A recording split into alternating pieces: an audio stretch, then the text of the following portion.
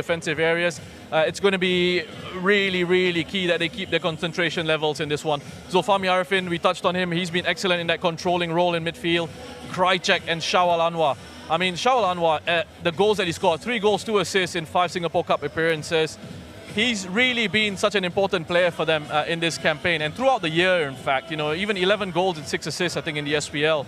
So, he's a player who's so quick, so intelligent with his movement off the ball, and he's such a headache to deal with for opposition defenses. Christian Krajcek is just a real machine, an absolute machine in midfield. And yes, he's got great work rate, wonderful box-to-box player, but he's also got quality in possession. He's also got quality with his shooting and his finishing as well. So that's really what makes him such a huge threat for this Hougang United side. I expect him to be running the game in midfield for them. Yeah, well, yes, Krajcek definitely one of the most disciplined players on the field that you will see tonight. Let's take a look at the Tampines starting 11. A couple of changes here from the last game against Balestier.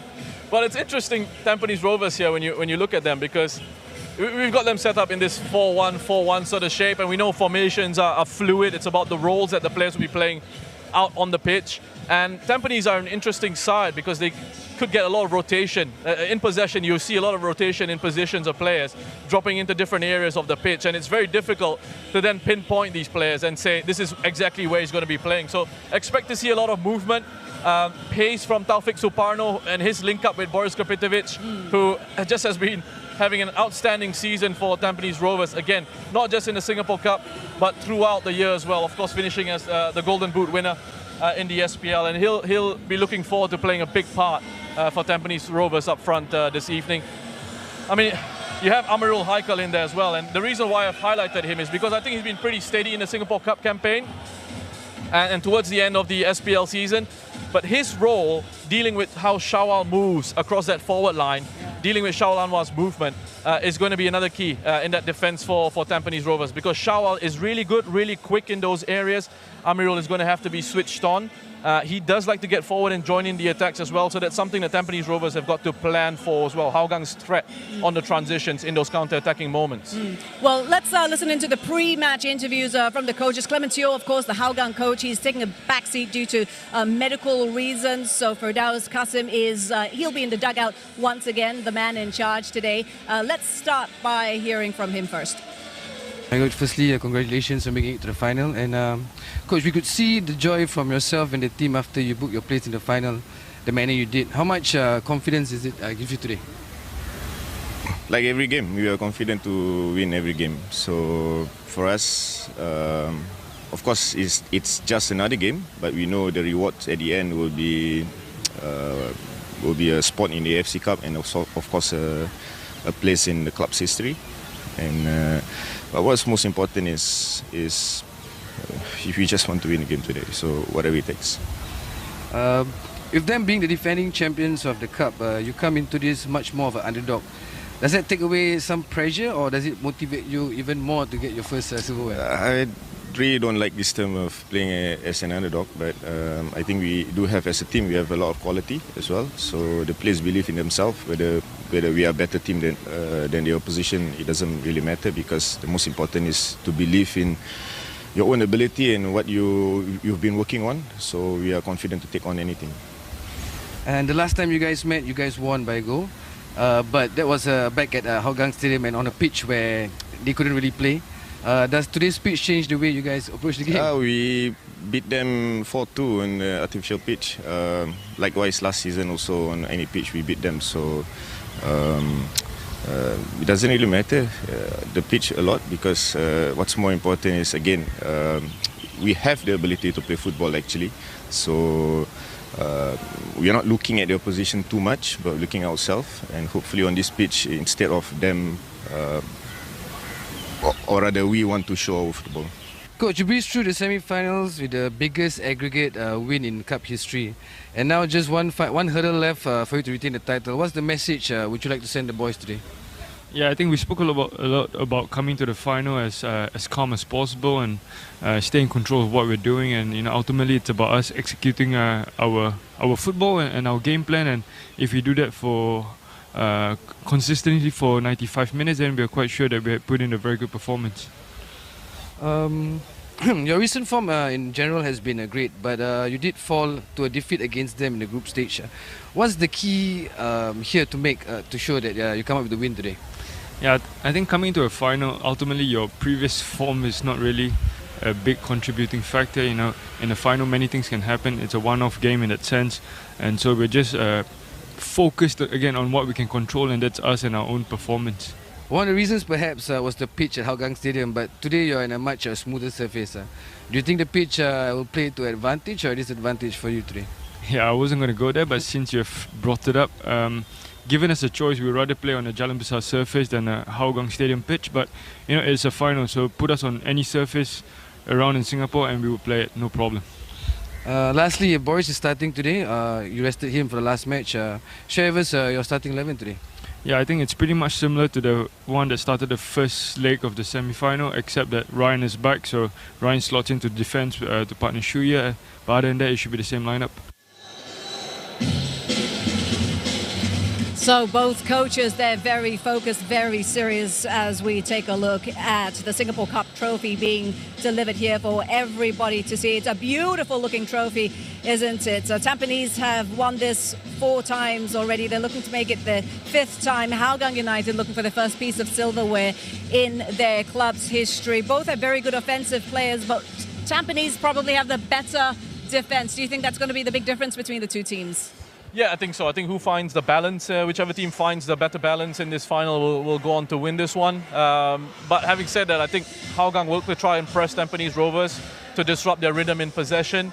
I know cup finals tend to be a little bit cagey. Hopefully that's not what we get, because there's a lot of attacking talent on display. And I've got to agree with you, that is a really beautiful looking trophy, isn't it? Yeah, it is. And both of them want to get their hands on it. But we do have to talk about the key battles, and so many key battles when you look at the starting 11. But where do you see the main one being? I think the midfield battle is going to be interesting. Nakamura for Tampines Rovers, he's the one who's going to be driving the game for them. In those positions. He's such a key player in midfield for Tampines. And then Krajcek, as I mentioned, in central midfield for Hougang as well. He's another real dynamo, a real live wire in those areas. Highlighted Amirul and Shawal, those battles are going to be fun. Anders and Kapitovic, I think, is going to be another really, really interesting 1v1 battle to keep an eye on. And Anders, to his credit, dealt well with Kapitovic in that 1-0 win in the group stage against Tampines. I thought he didn't give Kapitovic a sniff at all. It's not something defenders in the league this year have found easy to deal with. It's Kapitovic's strength and his quality and his movement. Yeah. But Anders played that game really intelligently, and I'm sure he'll be looking at that and picking up a few pointers to bring into this one.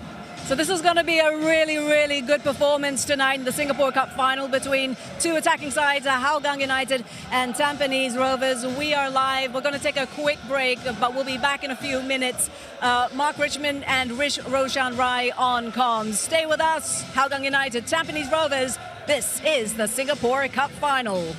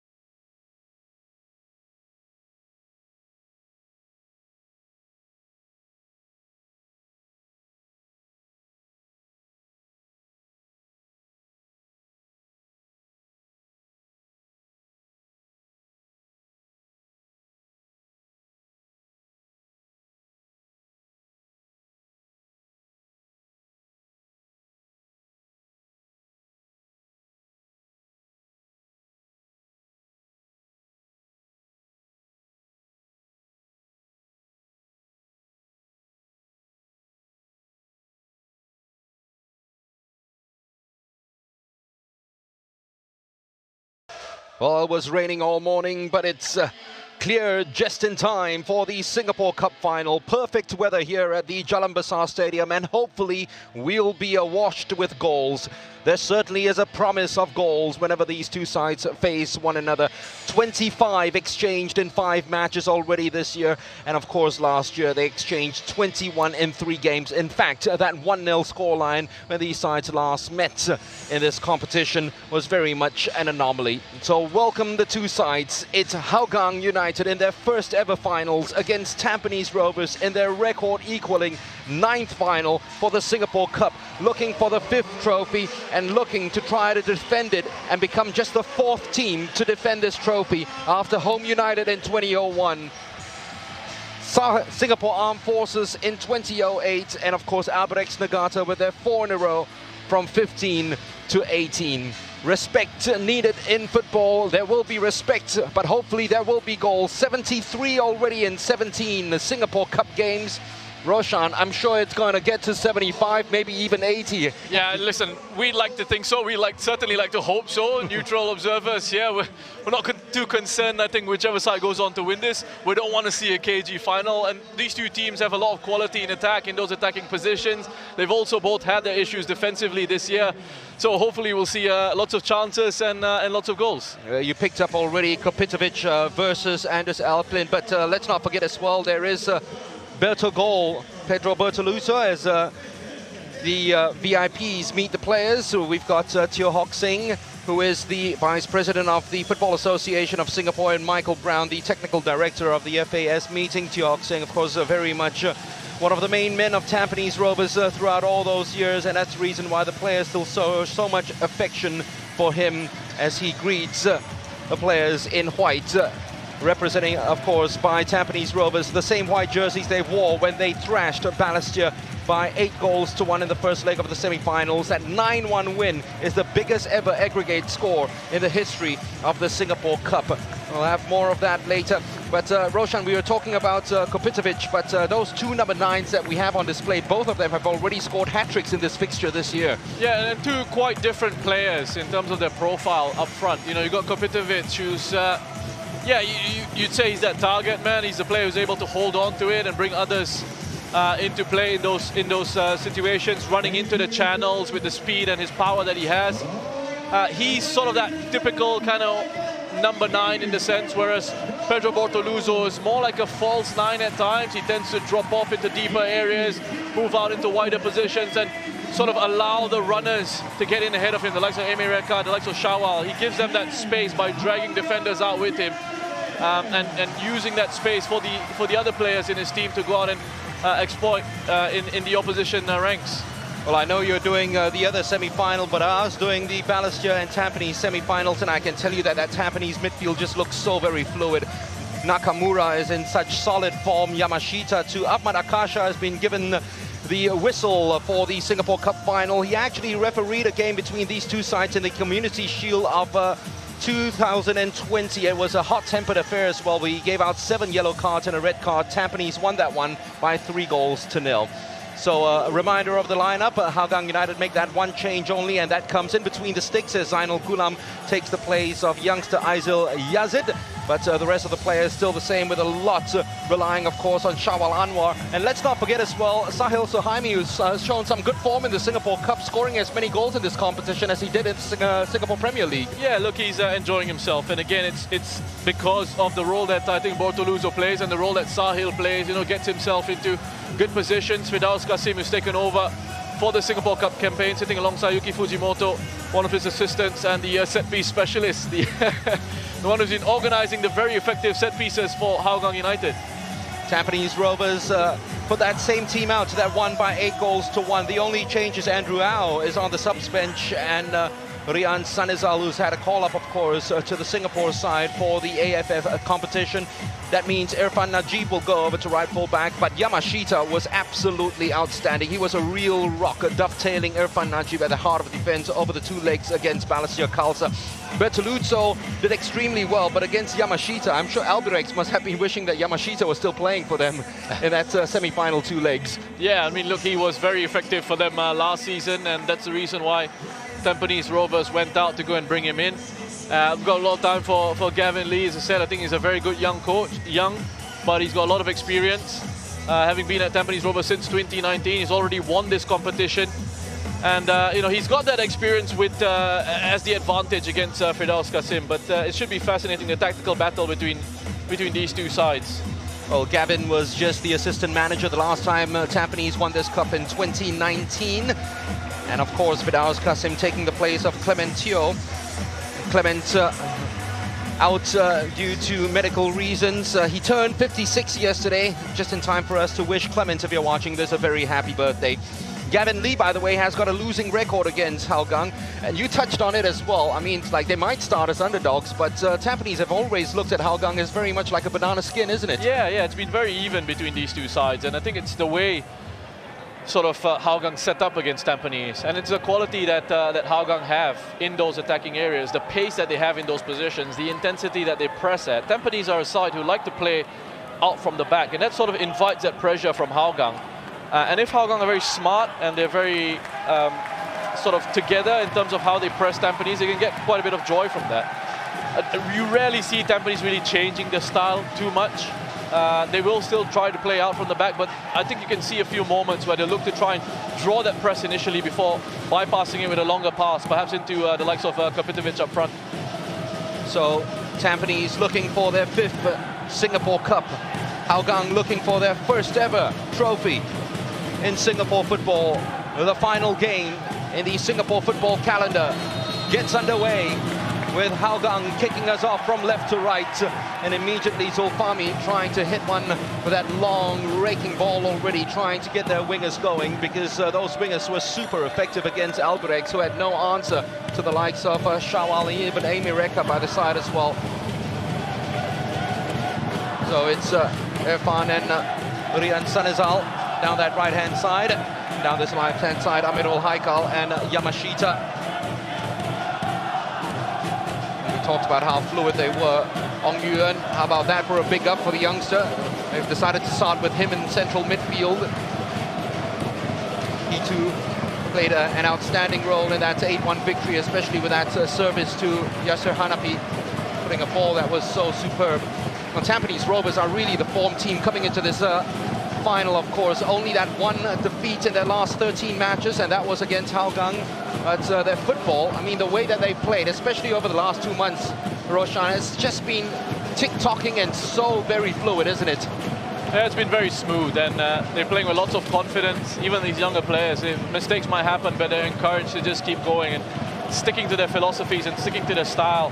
And this is what we're seeing, even in the early stages of this one. A big cup final. Like I said, Tampines will try to play out from the back. Hougang will press high up. Yamashita, it is all safe whenever he is there. A scuffed clearance that's picked up by Joel Chu. Clever turn that one was by Taufik Supano, getting the Tampines crowd going right now. Taufik's run all the way through, getting past Zulfami. Kopitovic, he's got 2 inside the box, including Yasser Hanapi. Decides to go outside to Joel. Joel Chu played that starring role in that first leg in that 8-1 victory, playing in that free holding area of his. Nakamura push from the back by Shawal, and it's going to be a free kick for Tampines in these early stages. Yeah, there was a push in the back on Nakamura by Shawal, and well spotted by the referee. But again, you just see that from Tampines, they drew the press from Hougang before then, looking for a longer pass in behind. Takes a lot of chutzpah to do that, as we have a look at Tampines' bench, and they might we're looking at something to happen right now already. That man standing up has got a couple of Singapore Cups with him. Gavin Lee still calm as always. Hougang trying to make sure that the line is organized and that it's not broken, especially with Kopitovic head and shoulders above everyone else inside the box. It is quite a good delivery all the way to the far post, but it's not dragged back in time from Taufik Supano. Yeah, they've gone deep here. The delivery from Yase. They picked out the target. They found Taufik. Just couldn't quite get the connection. 12 goals in the Singapore Premier League this year for Taufik Supano. That's as many as his last 3 seasons combined. So just goes to show you the sort of form that he's in as the Hougang Wolves try to drum it up and force the balls home with the vociferous support they always give their side. Shazwan Made his 140th appearance for Tampines in that last game. Clever ball out to Yasser Hanafi. Tackles biting in this early stages of the game from Hougang, refusing to be bullied by this very fluent Tampines team. You see that variation in the play from Tampines early on. Yes, they'll pass it. Again, invite that pressure from Hougang and then look for the longer pass when it's on. Yuan sees that Shazwan was the only option. He had one on the outside of him, of course, with Rian Sanizal, but didn't take that offer up. Here is Rian. Ong Yuan can be such a very clever footballer, the way he positions himself side by side with Nakamura, allowing Nakamura to always be the metronome of the side. Yasser. Well, Ong Yuan's a young player who's very comfortable in possession, receiving in tight spaces. Picks out a good pass to Amirul, but this is another pressure point. He gets to get rid quickly. He gets the support from Kapitovic. Oh, he's just bounced that off the body of Aplin easily. And another very clever ball. Well, the idea was right, but the execution just a little too hard from Yasser to Taufik. So true to form, Hougang with that early press, trying to take advantage and get hot in the opening 10 minutes of this game. In Tampines Rovers, as composed as you like, relying on their fluent football, which they've shown throughout this tournament. Nazrul Nazari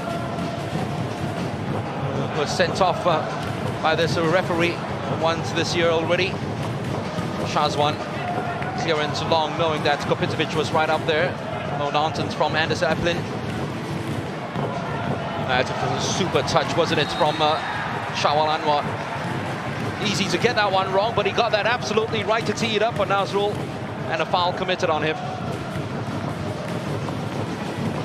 I don't think they'll mind that at all, Tampines. Hougang almost being able to just try and work an opportunity to break in behind. Foul that was committed. You can see how committed Tampines are with the press as well. They're not looking to sit back themselves. Farhan Zulkifli, once releasing the ball, just sprints forward almost straight away. Sahil, who scored the winner the last time these two sides met in the group stages. Here he is on the ball. Sahil Suhaimi. Oh, it's a nasty challenge that came in. Might be the first yellow card. Should be. Well, it's a bad challenge from Taufik. He knows exactly what he's doing there. It's late, it's from behind. And I think it's one of those situations, perhaps, if he doesn't get a yellow card, you'll just think the referee feels the big cup final. It's very early on. I'll just have a talking to, try and settle things down. That's pretty lenient from Ahmad Akasha. But what it has set up, of course, it might be very central, but we saw in the highlights package before the start of the game what Zulfami Arifin has done already throughout this tournament with his 4 assists. Here he is now behind the ball. Is he going for a dink inside, or is he going for goal? Certainly has the talent and the ability. He does. I was just going to say, it's quite a ways out. But he does have the talent, does have the ability. Very central position. It'll take something special to beat Shazwan from here. Sahil showing some interest in this as well. Already 4 goals in this cup. Surely it will be the left peg of Zulfami Arifin. It will be Sahil. Took a wild deflection. It goes out for the first corner of the match, and it goes the way of the Cheetahs.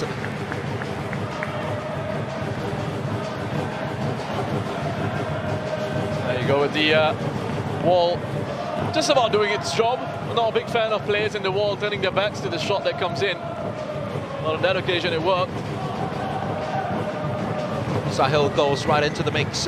They defended their set pieces superbly well. Tampines over 2 legs against Balestier.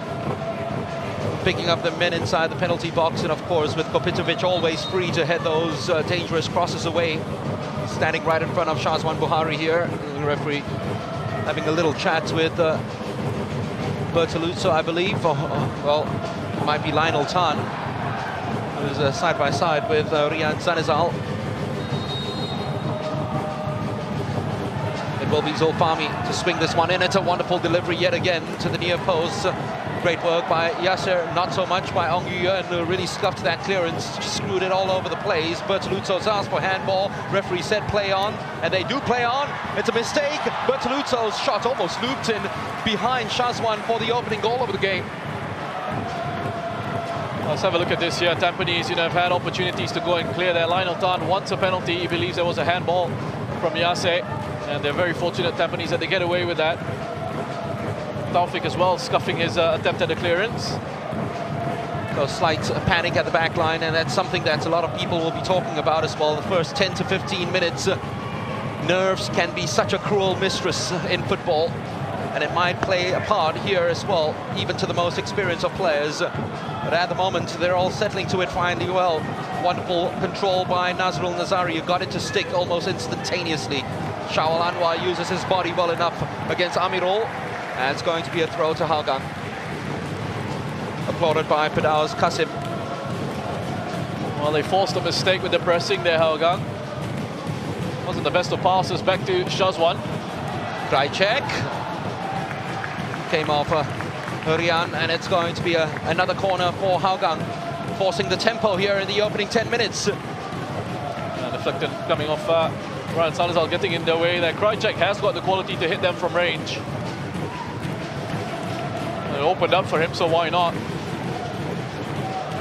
Well, he talked a lot about the Hools, but they had a lot of cheer about 8 happy reasons at the Tampines hub. 8 goals that they scored in the first leg was one more than they scored in 3 matches in the group stages. That's how lethal they were. And here they are facing a corner after 10 minutes against Hougang. A lot more depth behind that corner situation. Just flung into the box, hoping to make sure that it's right into the mixer and into that danger zone. Fahan Zulkifli caught out of position, just about got it away from Kopitovic. Zainul Gulam, who's had only 1 clean sheet this year, did come against the opponents today, of course, in that 1-0 win. Bertoluzzo will chase after this, but stride for stride with him was Rian Zanezal.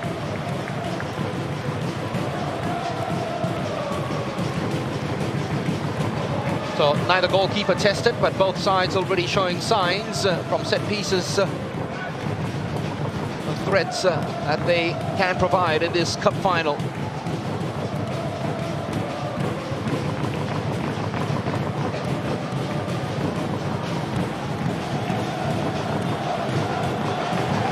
Shazwan is getting it back. They're almost inviting the Hougang players to come press them. Tampines, knowing that they've got the confidence to play with those mazy, intricate passes of theirs to get out of those presses. Well, you have a look at how Tampines set up in possession. It's always numbers in those central positions. So they've got players in there that can provide support, and they can play out from the press. It's almost 5 Tampines players at times in central areas. They played out of it expertly well. Here's the man who usually is so very good when he has possession of the ball, Nakamura. Kopitovic, alert defending. Well, the break was on. The Hougang Hools certainly thought there was an opportunity for the likes of Shawal Anwar and Sahil Sohaimi to spring on the counter-attack. The pass-outs wasn't very good. Nakamura. Sorry, Mark, there was good pushing up as well by the Tampines Rovers back line. Bertoluzzo in an offside position. Fahan Zulkifli still hugging this right-hand side from that corner situation. Goes out for a throw, scored a goal, of course, in that second leg against Albrecht Nagata. Called up for the national side. 4-4 between these two sides in terms of national side call-ups for the AFF Championships. Yasser gives away the free kick, the 2 captains clashing. Yeah, Zulfami just intelligently getting his body in the way. He knew the challenge was coming in. 180th appearance tonight for Yasser Hanafi for Tampines Rovers. Zulfami just his 75th for Hougang.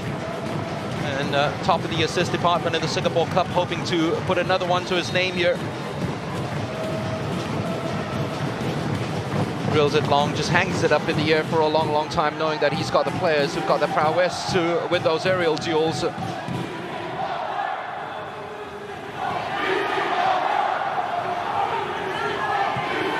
Space that's available here for Bortoluto. Not hunting inside the penalty box, but drilling one, which is a very interesting ball. Sahil made the angle for the shots.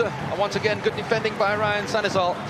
That's Bortoluto for you, as I said earlier, a very different number 9 to Kapitovic, someone who drifts out into these areas and allows players like Sahil and Shawal to get into the penalty box, in behind the opposition defence. On that occasion, just giving himself a bit of space. Sahil, the far effort at goal.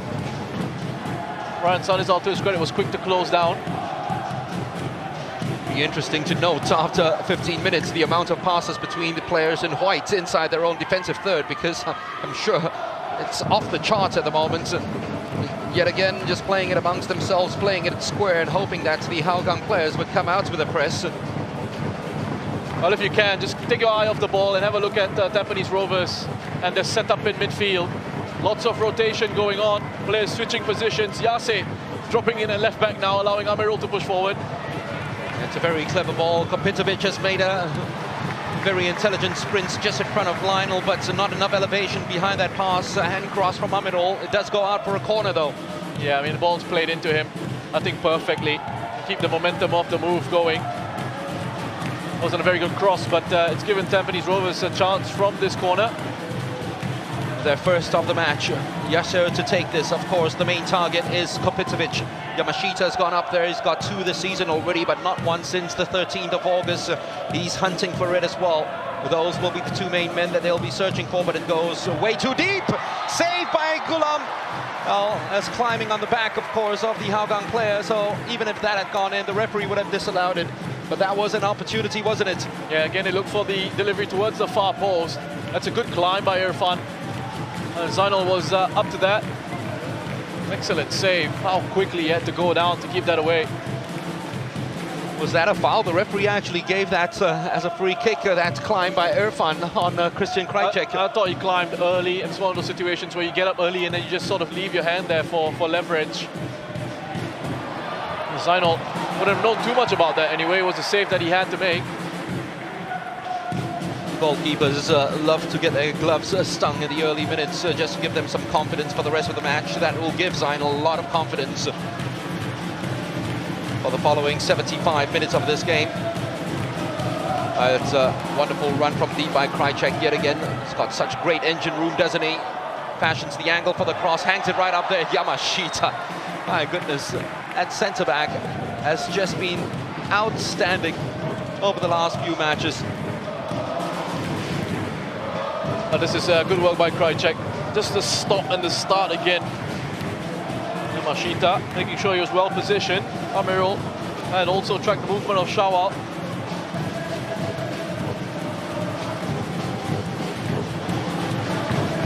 Well,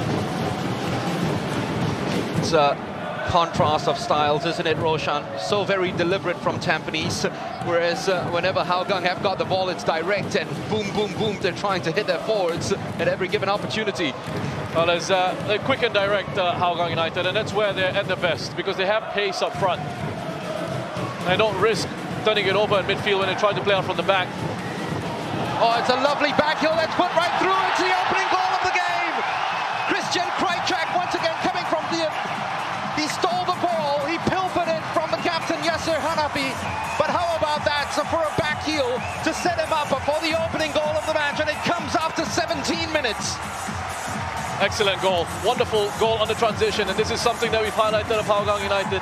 The moment they win it, quick, direct, give and go. Wonderful quality from Bortoluto to back heel it into Krajcek, who's the player who sets it up by winning it off Yase. And that's a fine finish. I mean, he sits the goalkeeper down, he doesn't panic when he gets there, picks his spot, puts it past Shazwan. And they invited Tampines to play out from the back and try and play it through the middle again. And it's quick to take it off Yase, who's one of the more experienced players in this Tampines Rovers side, making a big mistake there. Oh, that's how it happens when you play out from the back. You gamble on it. And Nakamura, it's his turn to give the ball away. Amirul Haikal was strong in the challenge against Bortoluto. Well, you did point it out. very well at the start, Roshan. He's not just a centre forward who scores goals, Bertoluto. That setup for Krajcek was brilliant. You know, he knew the moment he dropped off, that space was vacated for Krajcek to run in behind. Defending was very good from Aplin against Taufik, who almost took it in a stride expertly. Here is Kopitovic, needing him to get a lot more involved and maybe get some shots underway now. No free kicks, says the referee. That goal certainly sparked this game to life, especially here at the stadium. Farhan tripped up by Yasser. Probably owes his team something for giving that ball away. Yeah, and I'm sure he'll be keen on making up for that mistake. But he's got to be careful. He's got to make sure that that doesn't sort of ruin him mentally, doesn't play on his mind, getting too agitated, too aggressive to want to make amends. What a dream start this is for Firdaus Qasim. I'm sure that at the back of the players, one of the messages sent by Firdaus would be play for your coach, play for Clement while he gets better. Bertoluto, this time fouling Yuan. So the man who finished the scoring over 2 legs against Albirex Nagata in the semi-finals opens the scoring in the final. Christian Krajcek with his 10th of the season.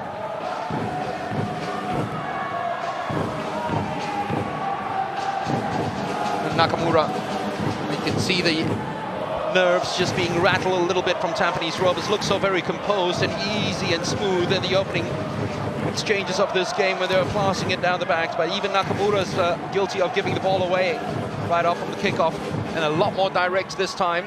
Taufik Suparno almost side by side with Kopitovic.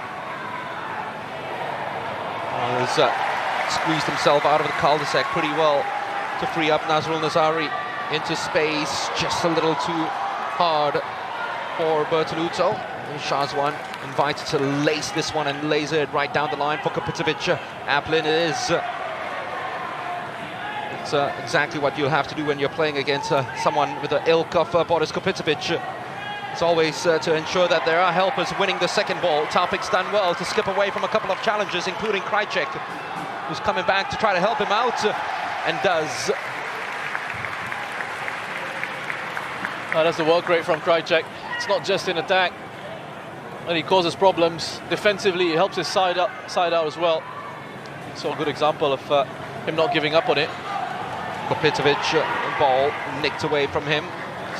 Would have gone out, but Emireka did a superb job to keep it in play and even keep possession for Hougang. Bertoluto, Yuan, great awareness on his part. Nakamura, once again almost overrunning the ball. Shawal looked at the referee and wanted a free kick. That one swung right inside, but too close to Zainul.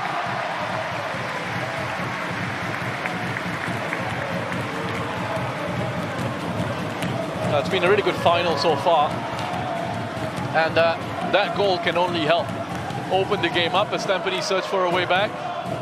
Yasser, well, that would have gone some way to atoning for that error. That's straight down the line and to central. Yeah, simple enough save for Zainul in the end. But it's a good response from Tampines. They pick up the second ball in midfield.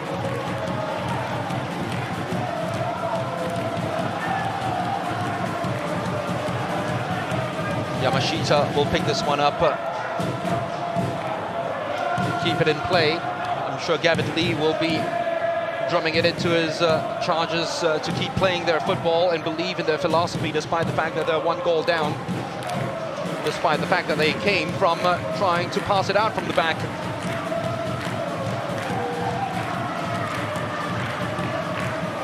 Rian to Yasser, chased down by Zulfami.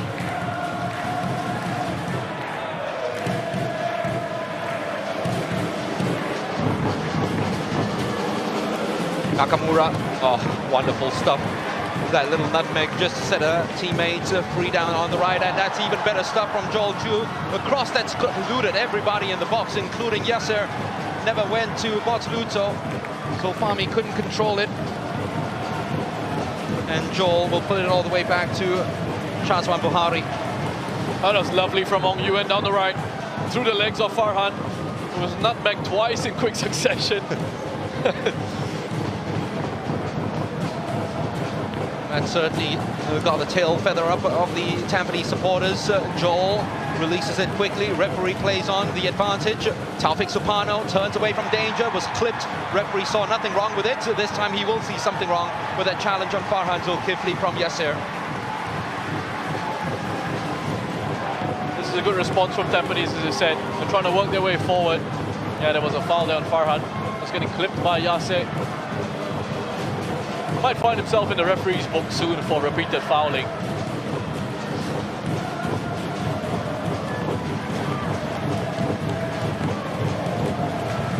Well, it's being played at a feverish pitch at the moment.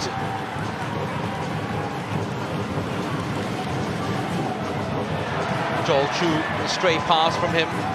Didn't really look up to spots or where Amirul was in terms of the run forward. Yasser looping pass that came. Yasser took a knock from Zulfami. Yet again a disappointing cross which is too deep. That came in from Kyoga Nakamura. The referee is playing the advantage. And how that turned out, I think Tampines would have preferred the free kick. Yeah, challenge from Zulfami. Very late on Yasser. Or could he have brought it back for the free kick then? Ahmad Akasha seeing that the ball was crossed way too deep. I guess his thinking was that I already gave you the opportunity to play the advantage. I can't give you a second advantage by bringing it back for a free kick now. Well, they are targeting not just Amirul Haikal, but also the pace, of course, of Shawal. Sparks fly whenever starts getting on his bike down this flank. Shazwan, yet again, confident to play it and confident to turn away from danger as well. That is absolutely brilliant. And look at the numbers that they have in attack now. Ball's played slightly too soon. Aplin appreciated that. His header, though, doesn't get very far, only to Yasser Hanapi, who's turned away, and Kopitovic has found some space in the box. Not the best of balls played into him, but he'll rescue it. Taufik Supano, the only Tampines player in the penalty box. Nakamura, Kopitovic allowed to turn. Kopitovic! Goalkeeper got it as near post. Kopitovic couldn't put it right back into the danger spot in the mixer, but he wins the corner in the end. This is a beautiful, beautiful team move by Tampines Rovers. And yeah, we're looking at this bit here, but it starts all the way from playing out from the back. They stick to their philosophies, they believe in themselves and in their abilities, and you saw that from Hong Yuan. Just on the edge of his own area, outstanding turn, and opens up the pitch. And that means you can exploit spaces in behind. That's why sides play out from the back. Yasser to take this, he goes short. This one's drilled to the far post, as all their crosses have. Good positioning from Joel, not so much the shot at the end though.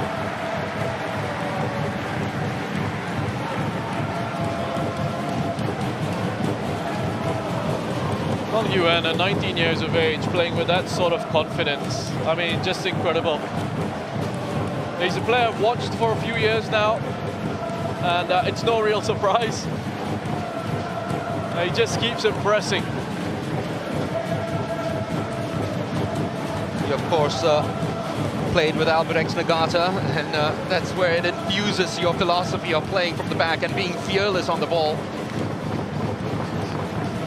That he has been throughout this game. Here he is on the ball again. Probably been the Stags' best player after 27 minutes. Ryan Sanizal. Well, they had an aging squad last year.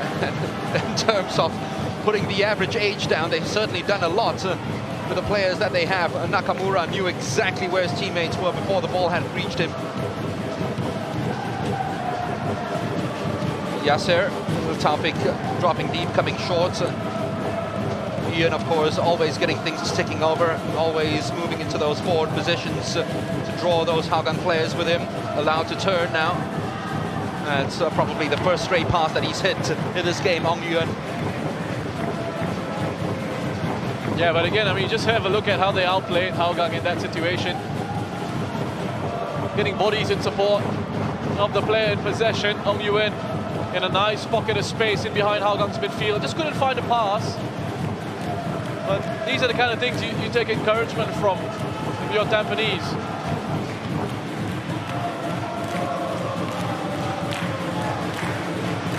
header on. If it had eluded Irfan and Nakamura would have found Krajcek, but goes out for the throw to Hougang, who haven't shown much moving forward since scoring the opening goal. It's been all Tampines since. But Hougang have the lead thanks to that guy on screen.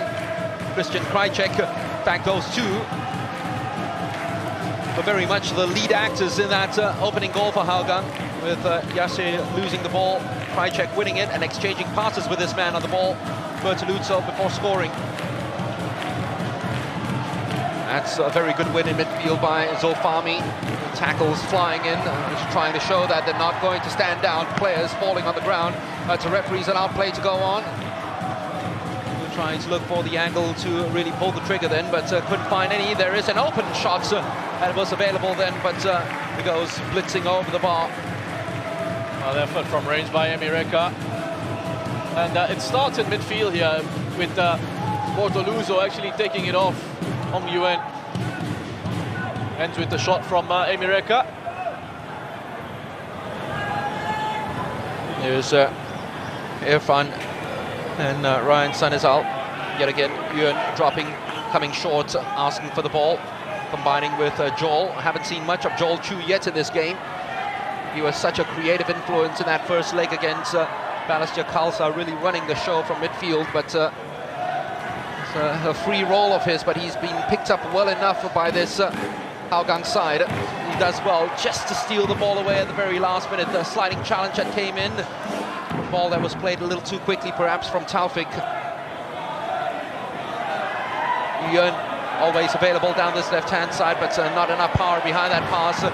Touch was not too good from Yasser Hanapi. Neither was that pass from Sahil, trying to drop it in behind the defense for Bertoluzzo to run onto. Amirul, who's found loads of space, but hasn't found the perfect delivery yet whenever he's got time on the ball down this left-hand side. And now there's room for Irfan to gallop forward if he wants to. Plays in Nakamura. Joel Kopitovic goes sprinting into the box, waiting for a ball back from Irfan. Nakamura fakes the first time, and Nakamura! Oh, almost creeping in, but another good save from Zainul Gulam. That's a good save from him. I mean, he had to be alert to that shot from distance by Nakamura, who has the quality and the tools to deliver from range, giving Zainul something to think about. And again, that approach from Tampines, I mean, they just play from back to front, and they're patient in possession.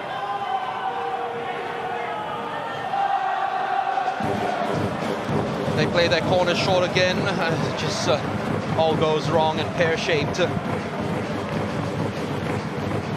It's just that final ball that they're missing at the moment, aren't they, Roshan? Tampines Rovers.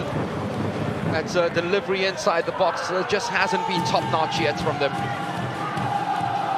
They're working their way there. They're progressing it well. They can see themselves in possession. They can play it from back to front.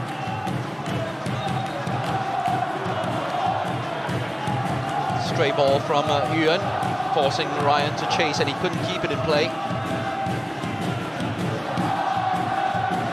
That goal by Christian Krajcek, by the way, 14th goal that Hougang United have scored in the Cup this year. That's far and away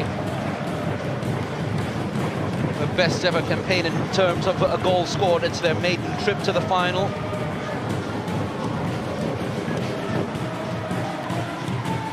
Tampines themselves have scored 16 goals. Only in 2004, where they scored 18, and 2006 did they score more. Yamashita clearing it first time. Joel couldn't take it in his stride, but it's fallen for Kopitovic. The roars come up whenever he has possession of the ball, uses his body well enough, trying to tee it up for Taufik. That's alert defending by Farhan Zulkifli. Very good work from the youngster, but he gives the ball away. It's open up right now for Kyoga Nakamura. Nakamura opening his body up, drilling it wide. It's gone for a corner. Yeah, gone through the legs of Farhan. Yasser has gone over pointing at Farhan, saying he took a touch off him. It was good covering initially by Farhan Zulkifli, just to come across the run of Taufik, but then getting caught in possession. And Taufik, I think, to his credit, how often do you see attackers in those moments giving fouls away, letting the opposition out from a high-pressure situation? He did well to take it off him. So 6 shots apiece. Only one of them have bulged the net. And it belongs to the Cheetahs, who are not sprinting away with it. In fact, if anything, they have been on retreat mode since scoring, because Tampines have just outpassed them and really have put up a maze, which has left most of their players cross-eyed. Thankfully for Hougang, not their defenders. Much vilified for the number of goals that they've conceded this year, but you'd have to say the Hougang defenders have been very disciplined and organized in this game so far. There's contact there between the arm of Taufik Suparno and the face of Christian Krajicek. No further action being taken. That wasn't really a swing out, it's just that it's come from behind there and then follow through, connecting with the face of Krajicek. Nothing malicious in that at all. They've dropped that one behind, looking for another one of their lightning quick wingers to do something with it. It's Amy Reka, who couldn't keep possession. Irfan Najib, who's had a very good cup run, in fact, a very good run to the end of the season. Wins that one easily. Yuan apologizes because didn't really have time to measure a pass out. Joel Chu told that he had men beside him, and the ball's taken away from him. Too lightweight, too easily. An opportunity to take that shot on. He's been invited to run all the way through to goal, but just didn't find the time to pull the trigger then, Sahil. Those are a couple of moments now where they just got him caught in the middle. First with Yase for the goal, and then the Joel Chu. 3 players around him. And the problem there for Joel Chu was that he actually didn't have anyone to sort of bounce a pass off into. Kind of had to hang on to it, and that was the cue for Hougang to get 3-on-1 in on him. Oh, the game has been flowing so well that this is the first stoppage that we've had. Joel Chu, of course, a man who is almost as big as the trophy he's playing for, is on the ground, having been brushed off this challenge. You just see it there. 3 Hougang players, orange shirts around him. Shawal does well to sneak in on the blind side.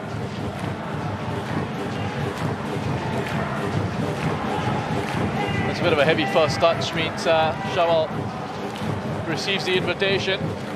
They're going to try and take it off him. Just hasn't really got going yet, Joel. And he's asking the referee for permission to get right back onto the pitch, which he does. Amirul Haikal, yet again with loads of room down this left-hand side. A lot of their build-up has been down this right for Tampines. It's right heavy for a lot of times, especially with the passing from the back. Just to leave that space open for Amirul to really motor forward. Bertoluto chasing after this. Shazwan must have had a call. Nakamura had to dance away from one challenge, and now the ball is played out wide to Yasser Hanafi. Amirul Haikal side by side with him, making sure that the pitch is as wide as possible down this left-hand side. Kopitovic inside the penalty box, asking for a quick delivery, wanting to use his body. Amirul. Here is Nakamura, elusive as always. Kopitovic, exchange of passes, couldn't sort his feet out, couldn't find a teammate inside the box. It's gone all the way in. If Kopitovic had just gotten up a little quicker, he might have gotten at the end of that header in. He just lost his balance there, Kopitovic. All fell to him.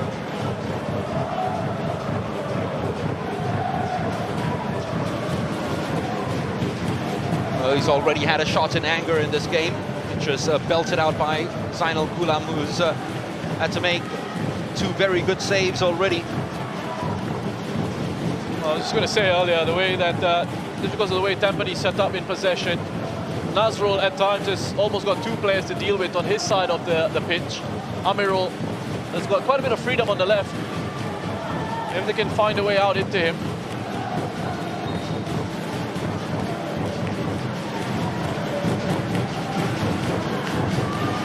Balls taken away easily from Bertoluzzo. Taufik Suparno. Kopitovic on the outside. Taufik goes by himself. 3 in 3 for number 13. Bang on form.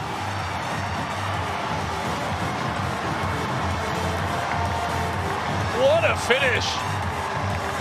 At the end of an excellent run from Taufik Suparno, straight to the heart of this Hougang United side. He's the one who wins it from Pedro Bertoluzzo.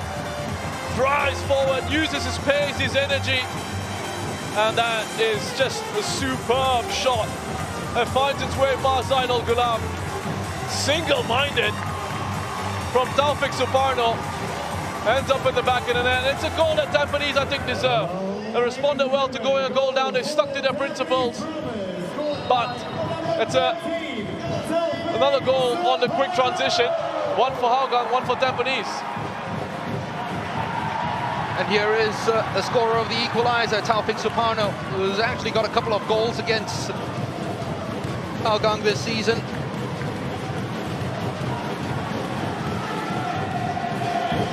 Oh, that's one of the reasons why he has been picked time and again in the national side. He's charged into this time by Krajcek. It's going to be a free kick for Tampines. That's what you term a soft assist, Roshan, or a silent assist, as you say, because someone with the danger of Kopitovic is so very good. Everyone's actually going to lean towards him and think that Taufik's going to pass off to him. And it just left the space wide open for him to take that shot off. Yeah, the movement of the ball, the player running through the middle, the options in front of him just splitting open, giving that Hougang defense a bit of concern, questions to answer. Do they track the run? There's a possibility of a ball being played through to one of the options where it moved wide. Taufik then just took that as a chance to drive right through the middle.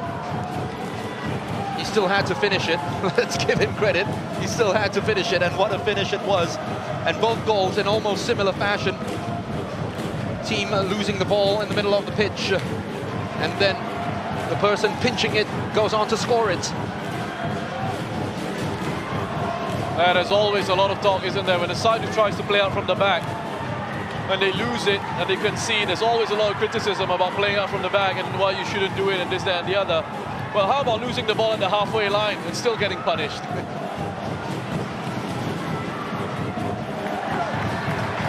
The out ball once again is to Amirul down this left-hand side.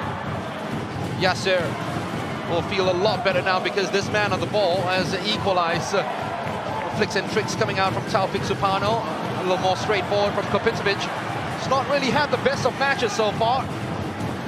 But 41 goals in 34 games this season, you know, all he needs is that one chance.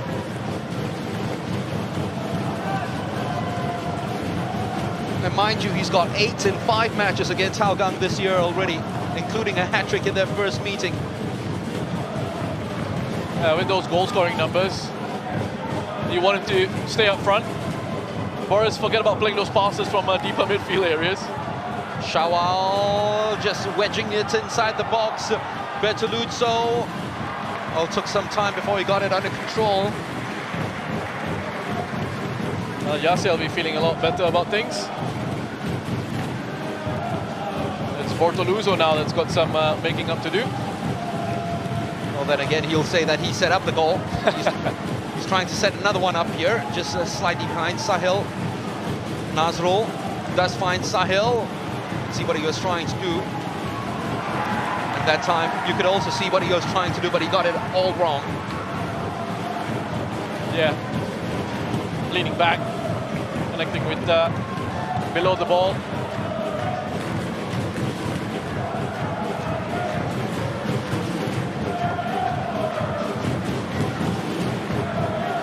Ryan Sanizal has done a good enough job protecting goalkeeper Shazwan Buhari.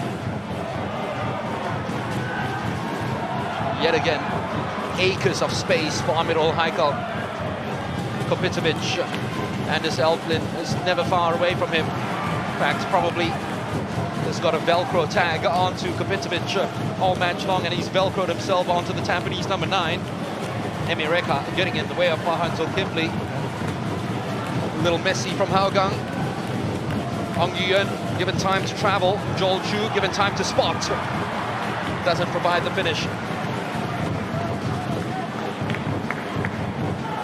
Oh, they're playing through Hougang quite comfortably, Tampines Rovers. Had this on a number of situations now, and they've actually passed it through Hougang's midfield really well. And that was another example. Joel Chu was getting his connection wrong with that hit from distance. Kopitovic says that Zainal actually touched the ball. The referee didn't see it. You know, he might have a point, you know. There we go. He's right. Yeah. He's right. He's absolutely right. That was not picked out. Yep.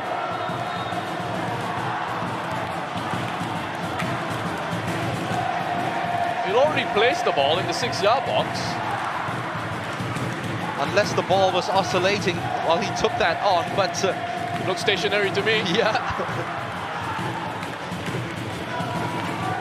Yasser, tenacious, biting into those challenges, as he always does.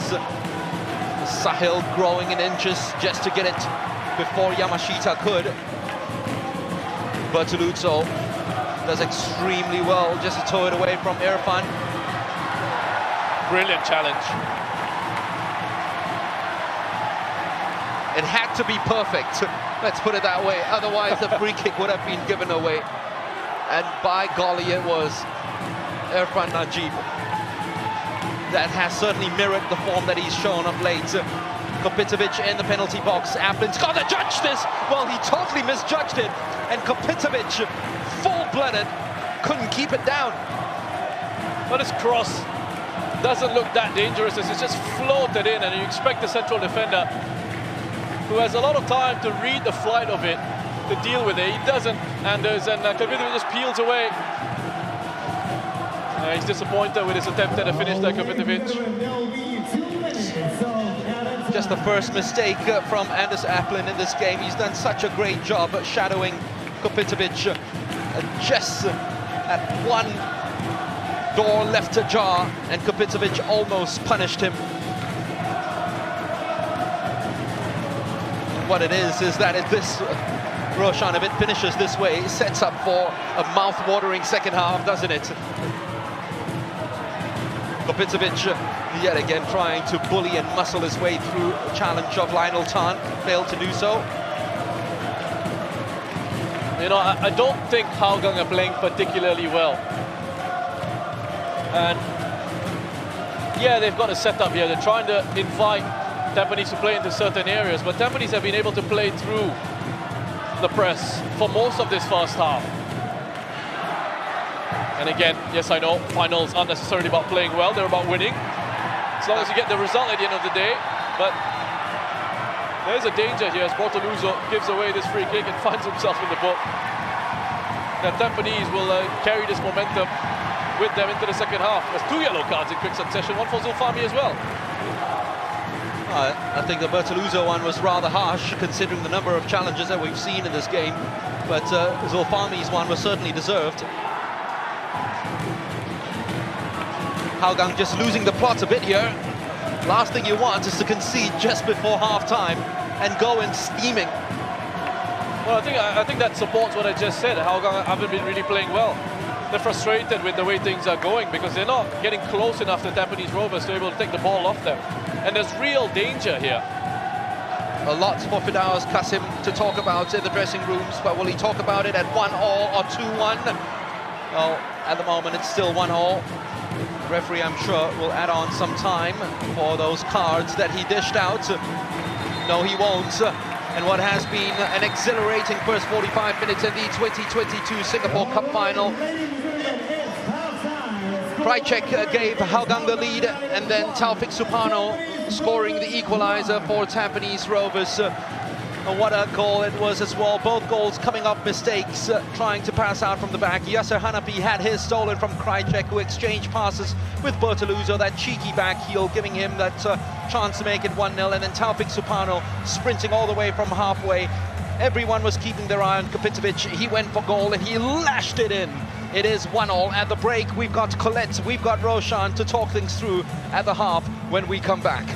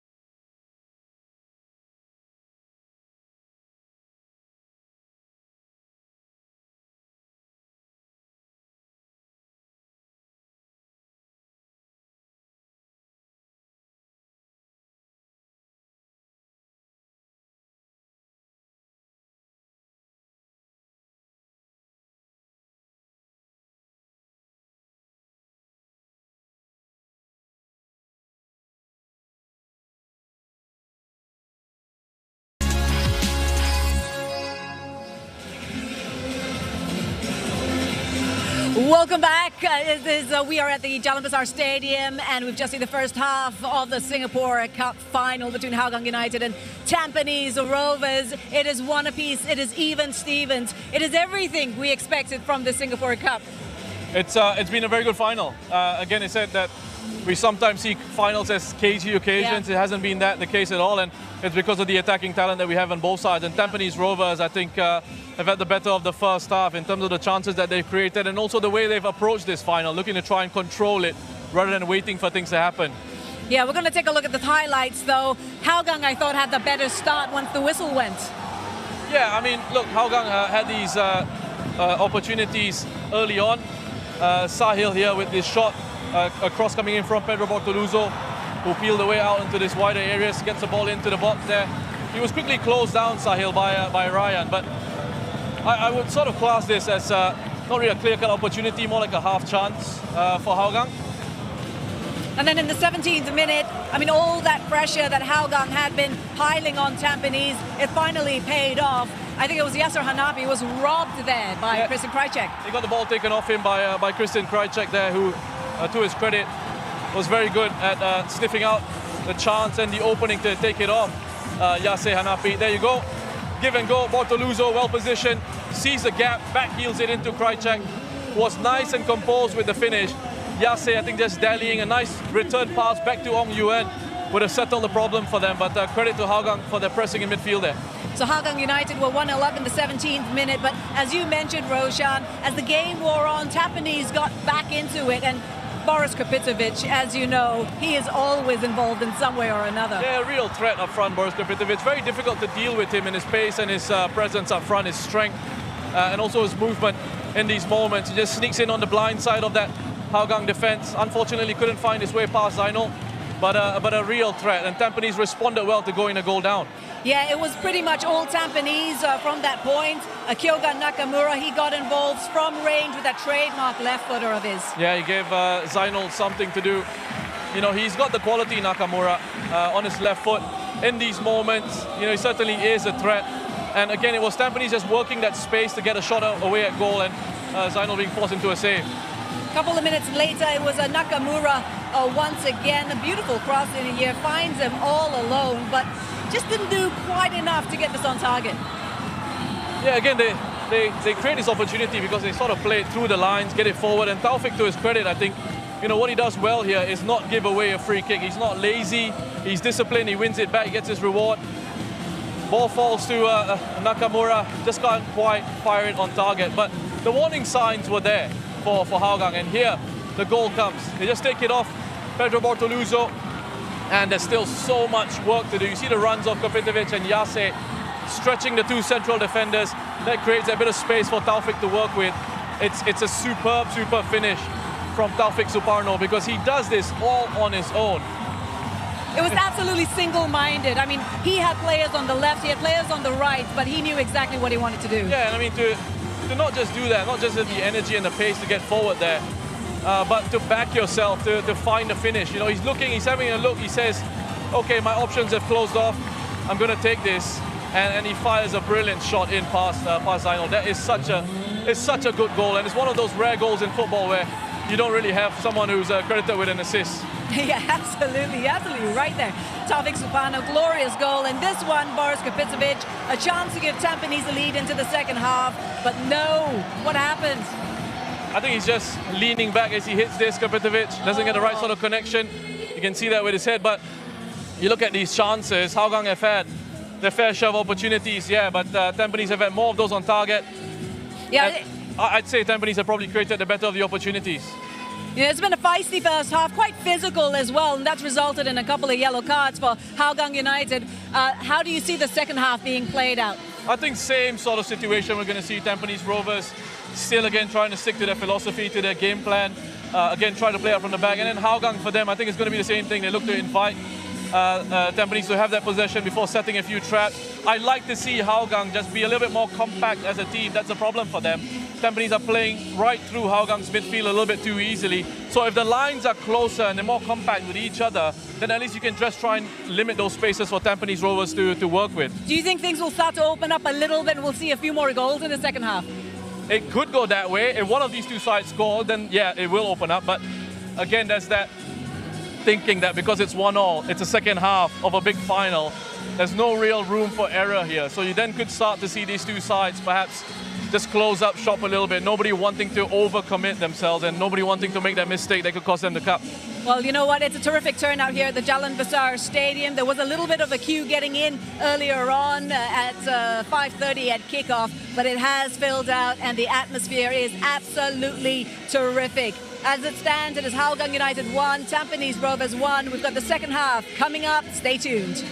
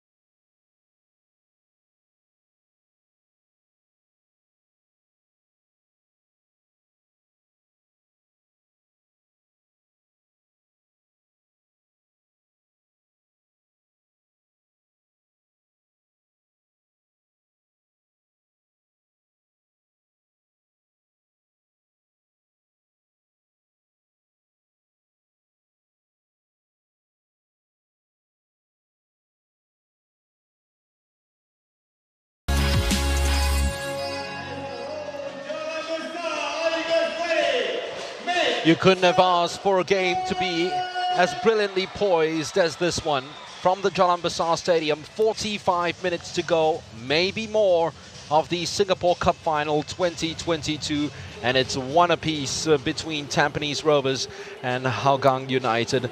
Well, Roshan, I'm sure much more to talk about for Firdaus Qasim than Gavin Lee after the first 45. Yeah, I think, for Firdaus, he'll want to try and make sure this side are a lot more compact, a lot closer to each other. If they're going to be putting pressure, then they need to be pressing together as a team and making sure Tampines don't have those routes out to play through that press. That's what I'd be concerned with if I was Hougang, because you had times in that first half where Tampines were able to just play through that press and play through that setup quite easily, and then suddenly the defense is exposed because the ball's in behind the midfield. For Tampines, they've been doing brilliantly in possession. I think they've been able to find the spare man. They are outnumbering Hougang United in those central areas. And that's why at times as well we've seen Amirul essentially have at the entire left side for him to sort of work with. But Gavin will, I think, for me, be the happier of the two coaches at half-time. Although it's still 1-1 in a cup final, we go again in the second half. You don't win by being the better team, That's as right. they always say.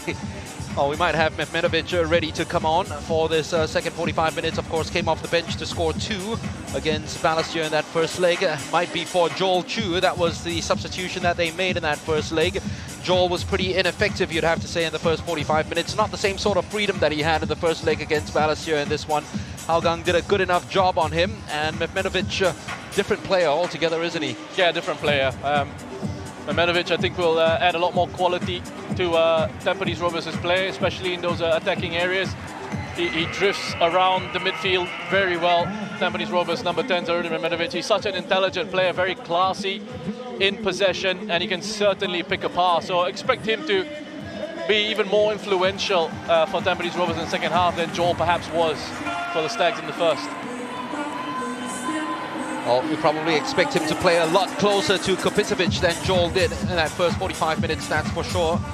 Don't see any change yet from the Cheetahs. Hougang haven't brought up anyone yet, but they do have a couple of players from the bench to call to influence the game as well. The likes of Shafiq Ghani and, of course, Andre Moritz. They can call. He'll be another threat from these set pieces. And he's another one who's got a thunderbolt of a shot on him. So, Muhammad Noor Ali and gang. The stands, of course, Noor Ali and his Geylang were in the same group that these two were in the preliminary stages of this competition and fell out in the group stages. Hougang had to win against Tampines in their final game just to make the semi-finals, believe it or not. And here they are, of course, in their maiden final of the Singapore Cup, trying to win their first trophy ever in local football. Tampines, the favourites, will get the second 45 going, 1 apiece. And that goal by Taufik Suparno, by the way, was the 180th goal that Tampines Rovers have scored under Gavin Lee, who was an assistant manager the last time Tampines won this trophy back in 2019. And what he's instilled and drilled into this team, especially over the last year and over the last month, you have nothing but admiration for him. Kopitovic chases after this. When it goes shoulder to shoulder, there's only going to be one winner in that instance, and it's the Tampines number 9. Not the best of touches then. Ball taken away easily from Amirul. It's the turn to show the muscles now. Bertoluzzo.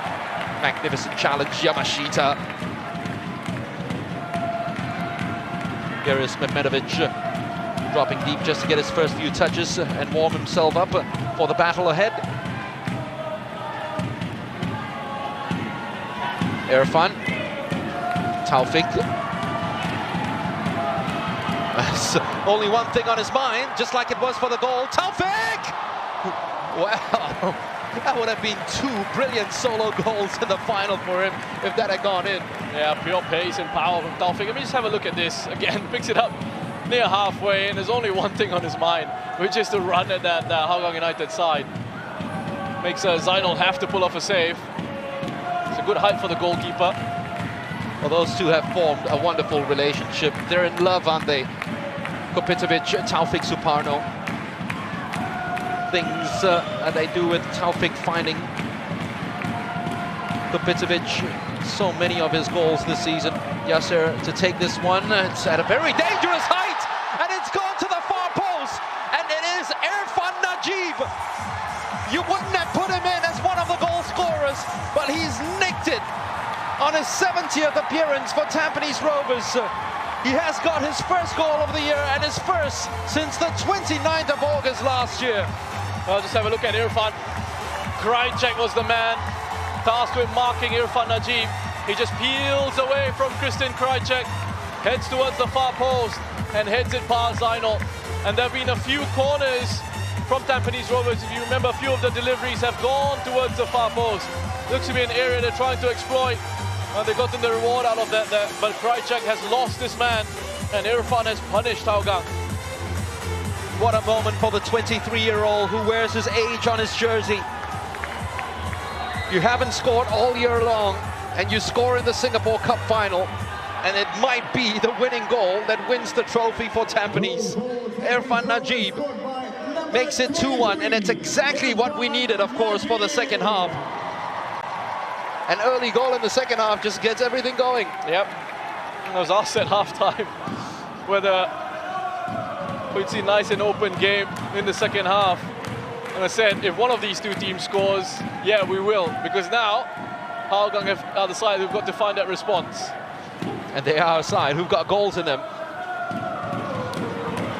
Amirul. And pass out to Mehmedovic, easily blocked out by Shawal Anwar, who started the game very brightly down that right-hand side, but has gone almost dark and quiet for a long while.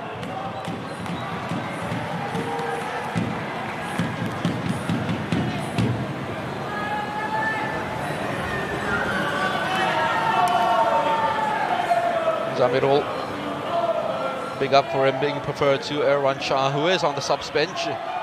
Zulfami had the ball robbed away from him. He's got to watch his challenges. He's already on a yellow card. Farhan Zulkifli, great work from a player who just turned 20 last week, and they've worked this one well enough to Amy Reka. Inside the penalty box now, Amy Reka. Yamashita there yet again. What a rock he is. That was very good defending by Yamashita. But caught out here, Tampines, looking to apply the pressure, the pace of Hougang. With Emi Reka, quick pass in behind for him to utilize his speed. Yamashita putting in a very good challenge after showing good awareness, tracking the run all the way in. Well, they might be behind only for 3 or 4 minutes. Hougang, if they can make this corner work. Certainly players in the box like Bertoluto will be thriving on these set pieces, and they have done supremely well with their set pieces this year.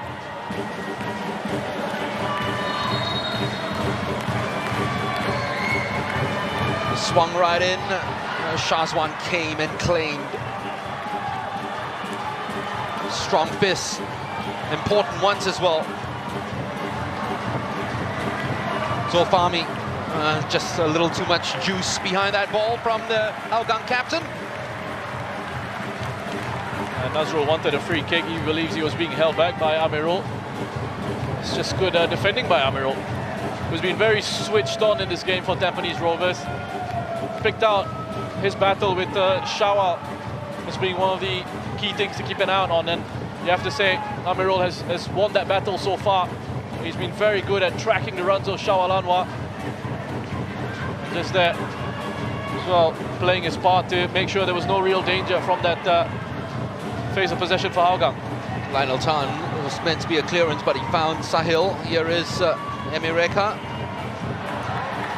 Couldn't get it round Ryan Sanizal, who's taking some inspiration from Yamashita and putting his own body in the line and making full use of it. Taufik Suparno almost got that one spot on. That's a wonderful pirouette. Was being put on by Farhan Zulkifli. And that's why coaches love Taufik Suparno. There's no give up in that man. Just have a look at this. I mean, it's a bit of a shame that first touch of his, as the ball went over Farhan Zulkifli, that it was a heavy first touch from Taufik. Because otherwise, we could have seen him turn, spun away, and have a run at that Hougang United defense once more.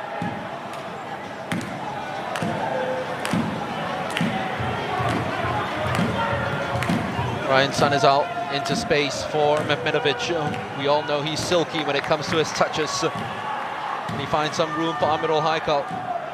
And Shawal always committed to attack. He usually has a lot of space to move forward into. That has been the case quite often this evening already for Shawal. Kopitovic. So good defending from Nazrul. He's putting him off a little bit. Kopitovic sees that there is a challenge from Zulfami. Lionel's done well. The ball's taken away. Nakamura is skipping past one. Brilliant pass inside from Kyoga Nakamura, who stays down. But Taufik continues on. Taufik Suparno couldn't dig up the cross this time.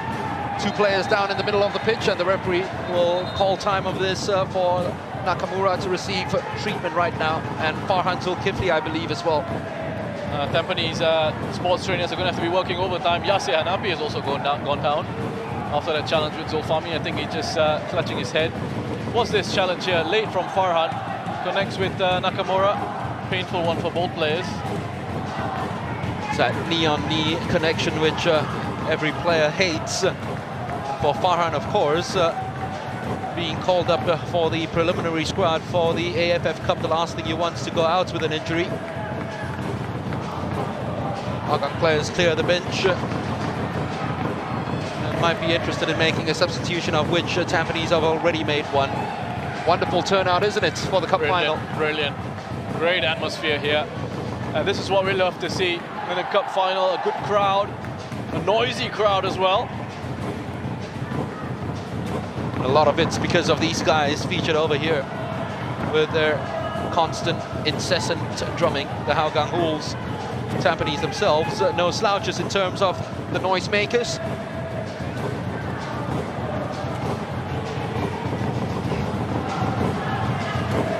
These are the guys, and the reason why this game's being held at 5:30 and not 7 or 8:30. The neighbors will complain. We love it here at the stadium. We love the fans turning up and making that sort of noise. Yasser seems to be okay. It's almost as if he's saying that he's some problems with his vision at the moment. It's what he's signaling to the physicians. There was a head-to-head collision with Zulfami earlier, and they're just going to have to make sure that they go through all the concussion protocols properly. Well, the direct change, of course, would be Syed Firdaus Hassan. And I think they might be warming him up.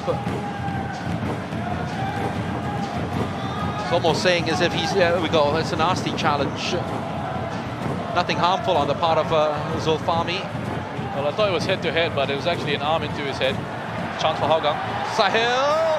Oh, he tried to do a Taufik then and used the outside of the boot instead of trusting his left.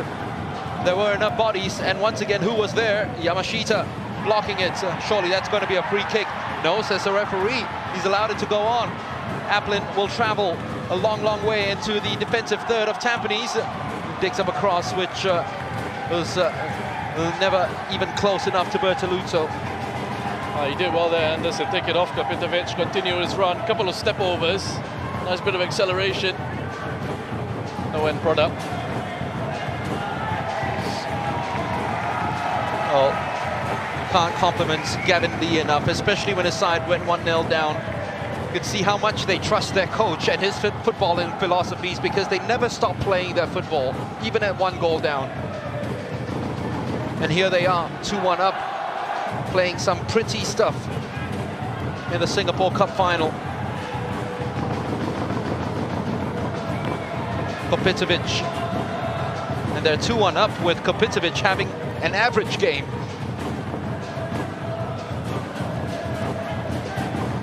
Farhan Zulkifli. Emirecha on the outside. Farhan decides to go all by himself. That's a very clever ball to Christian Krajcik!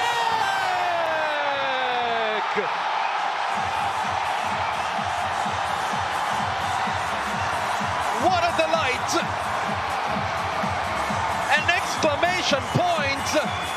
And yes, you can scream out loud, because that was a peach of a goal. Oh, wow. Krajcik stepping up once again for his side. Look at this when it comes into him. Just one thing on his mind. Hit the top corner, and he delivers big time. Another hugely important goal for Hougang United this season, scored by Christian Krajcik. 2 for him. The first might be a mistake, but the second was pure genius. And the Singapore Cup of 2022 is a tournament that keeps giving.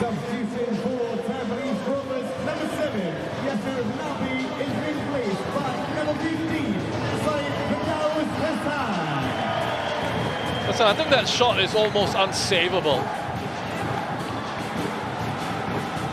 Just the precision and the pace that it was hit at as well. We're all square again. We've got 2 in this half. and we've only played 11 minutes of it. Now 13, of course, with all the celebrations and shenanigans going on.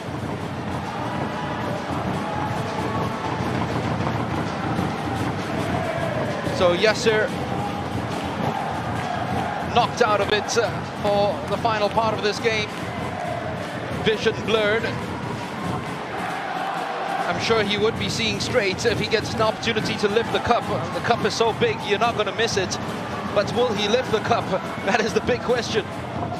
Still on the line now. And Krajcek, the inspiration, almost turning provider for the go-ahead goal for Hougang.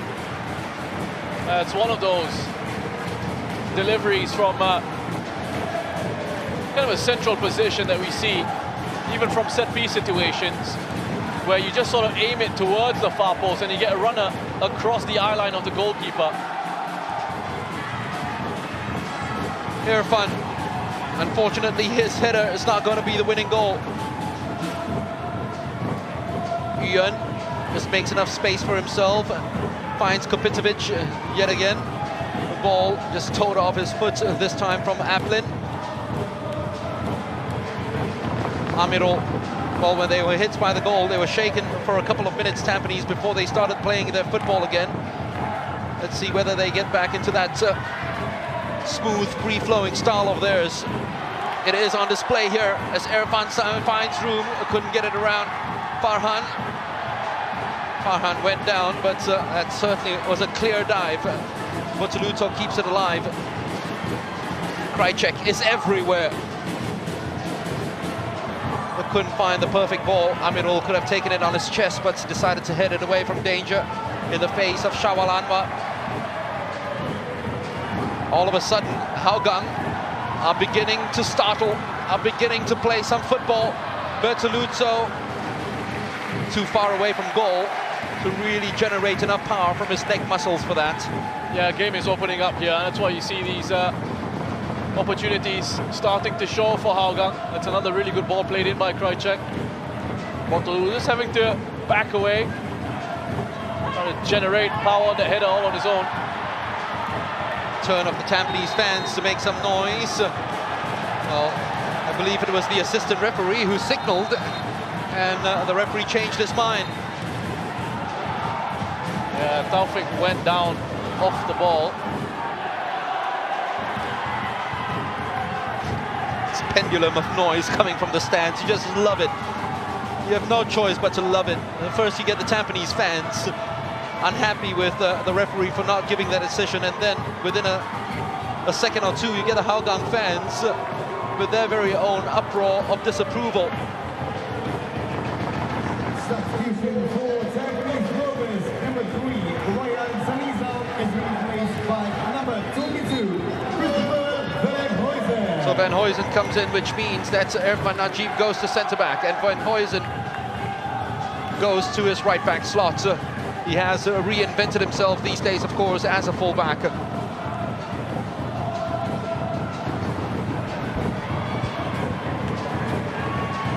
First touch of the ball for Chris Van Huysen. He's got a great cross on him. Decides to give the responsibility to Nakamura. Wanting too much time with the ball then was Said Fidaus. Krajcek. There's almost two of him on the pitch. That's how good and how much he's been everywhere. Great skill from Shawal, getting past Yamashita, first time out. Well, he used Sahil's run as the decoy just to give himself and buy himself some time to put that shot on. Yeah, again, an early ball over the top. This one from Nazrul, first time pass into the run of Shawal. Excellent first touch on the inside of Yamashita. It is straight down the middle. It's hit with a lot of power. Not enough direction. They have awakened the cheetah. And it's baring its fangs and hunting its prey now. 12-11, they're ahead in shots. 2 apiece in the game.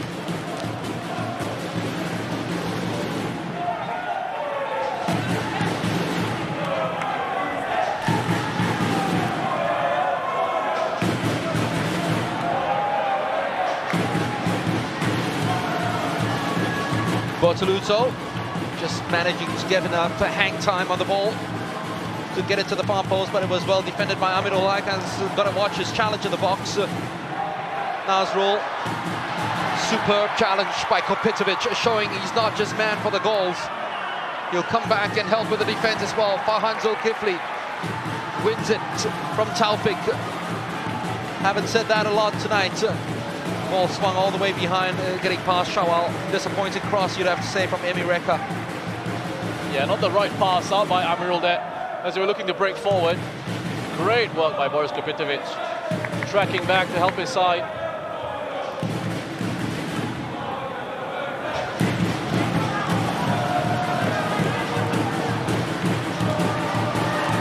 Here is Taufik.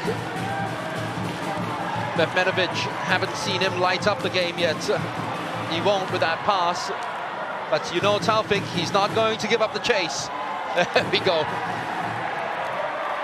Taufik Suparno in a nutshell. He's not giving up on it. He might have lost out, but he's hungry to go and try and win it back. And he's frustrated that the decision has gone against him. But at least Tampines can look to try and step up here.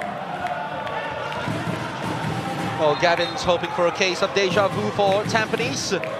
They lost a game in the group stage in 2019 to SAF Warriors and then met them in the final and won it against them by 4-3. And here they are. They lost a group stage game to Hougang and meeting them in the final. And the rate things are going in this game, don't be surprised if we also get a 4-3 in this one. Again, the referee needed the help of the assistant to award the free kick. And again, it's Taufik who's causing all these issues. This shifts it away from Krajcek. There is contact. It's a good decision.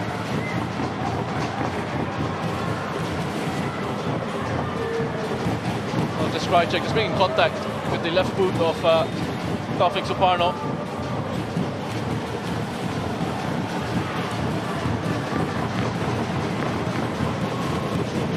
Another breathless game in the Singapore Cup. This one is at the grand stage. Another breathtaking one from Taufik Suparno, where he's just run himself to the ground. Looks as if the two hardest working players on the pitch are the ones who've been scoring the goals, Christian Krajcek and Taufik Suparno. Probably justified. Deserved goal scorers. Well, I was right about Krajcek running the game for Hougang. I thought it would be Nakamura for Tampines. But he's perhaps not been allowed to be at his usual effective best, Kyoga Nakamura. In fact, it's Ong Yuan who has been the player in midfield who's strung things together for them. And further up front, Taufik Suparno, the player who's made a difference for this Tampines Rovers side. Well, at least he's up, moving gingerly, but he's up. They need him on the pitch as quickly as possible. Maybe to get at the end of this free kick. Mehmetovic is there.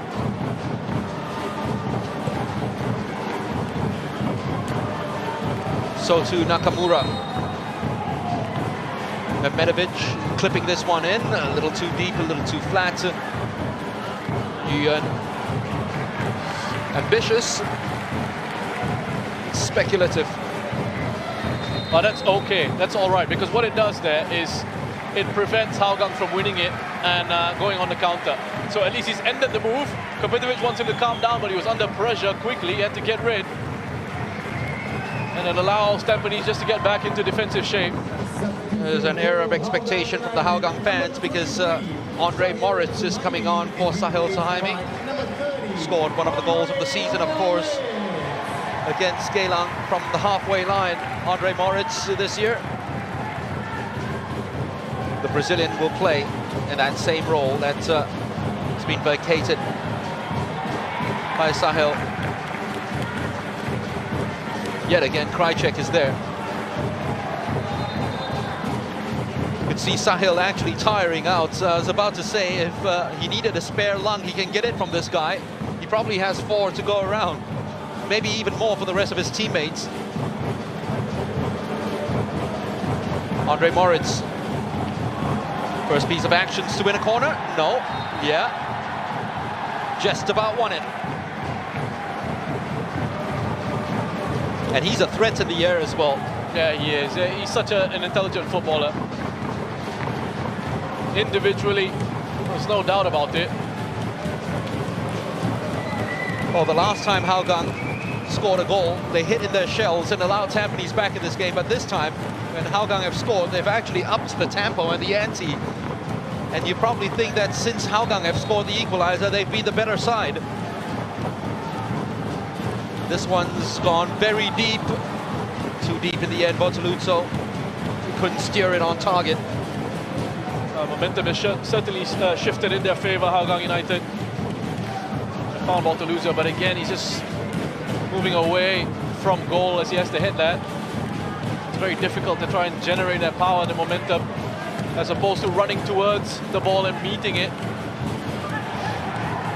I don't think he meant that, Amy Recha, but it turned out, it worked out well for him. Medvedovic back to Taufik Supano. Tireless once again. Take another challenge, this time from Moritz. Smart play, just feeling the arm on his shoulder. It's there. Oh, it's gone all the way through right now to Kopitovic. Just slight sight of goal, which he hasn't seen a lot of this evening. But just a turn and a sniff, that's all it was. Hasn't been his night so far. Ong Yuan, the wild swipe at it, enjoyed by the Hougang Ghouls.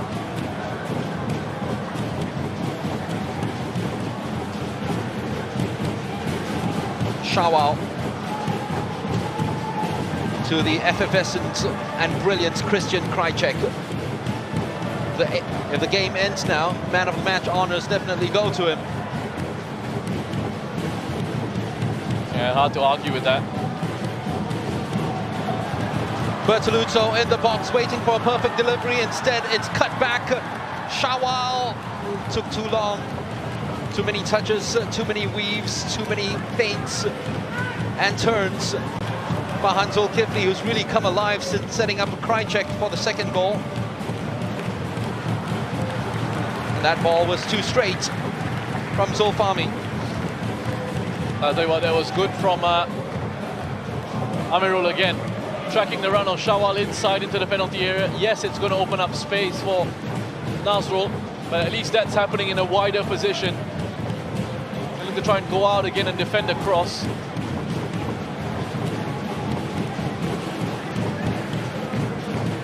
Tampines have been denied playing their football. Hougang really up for it now. Feeling a lot more in this game. Medvedovic fancied the pass and then decided against it. It's a very flat line that's being played here by Hougang. They just about got away with it as Lionel clears his lines. Shawal, Hougang wants him to get on his bike, but still stays with Amirul in close pursuit. Here those two face up with one another yet again. Great strength from Bortoluzzo to win the free kick. That goes right through the back of Bortoluzzo Yamashita.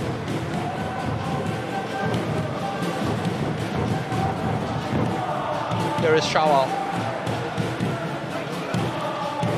Moritz, intelligent, and a super ball to Bortoluzzo. Well, it was on target. Didn't have the venom to get it past Shazwan. Well, difficult, the angle against him. Shazwan had it well covered. Ong Yuan. Nakamura. Kopitovic comes short. Kopitovic! Well, we've seen him score impossible goals from impossible angles, but it just hasn't been all right for him yet tonight. Well, this is good. I mean, nice vision from Nakamura. Kopitovic offering himself as an option, and has done enough to just push him a bit wider than he would have liked. Just make the angle a little bit more difficult for Kopitovic. That's the difference between the two sides throughout this match.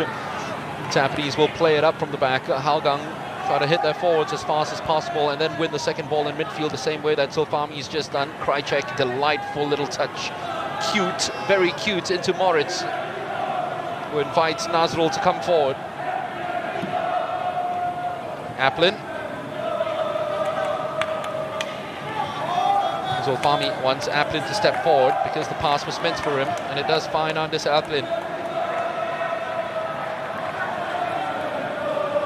Great work by Amirul yet again, but Shawal somehow manages to get away from it. Krajcek seeking a hat-trick. Well, you just see Ong Yuen trying to win a free kick here. It was an arm out from Krajcek as he turns, as he spins away. He's off balance as he hit that one, Krajcek, on his left foot. Very much a two-footed player, Christian Krajcek. It didn't quite happen for him there. Yuen still feeling the face a little bit. Took a hand on his face from Krajcek. He's okay now to play that little short 1-2 with Irfan. Yet again, very confident in their own skin and their abilities of playing it out and passing it out from the back. And their goalkeeper with a ball at feet as well, having to go long. It's an easy header in the air. But Medovic touch on was good. And keeps it going with that ball to Taufik. Couldn't squeeze it through. Otherwise, Venhuizen was through on goal. Moritz manages to evade a couple of challenges and set it up for Nazrul Nazari. Bertoluzzo is at the far post asking for a delivery. That came slightly short, but almost finding Krajcek, who made that run almost from midfield to get into the box. Yeah, run from deep and a late run into the area. Well done to Saif Firdaus for tracking that. Because had he switched off Saif Firdaus, Krajcek would have been in. Once again, they always play it out down this right-hand side. It's been the theme of the Tampines game throughout this match. Throughout the last few months where they have been in very good form. And then Amirul Haikal will find himself in loads of room down the other side. But Yuen doesn't switch it in time. It's good work as well from Shawal, who tees it up. But Bertoluzzo! Almost there. Shazwan Buhari just got enough and kept it out. He's having a go at Ong Yuen as well. Just a wrong decision there by the young man. He'll be grateful to his goalkeeper for keeping that out. We can't even show you the replay of that because it's end-to-end at the moment. Tampines having a promising build-up, spoiled by a loose touch from Medovic. Ian looks pretty tired, I must say. A couple of tired passes already in the second half.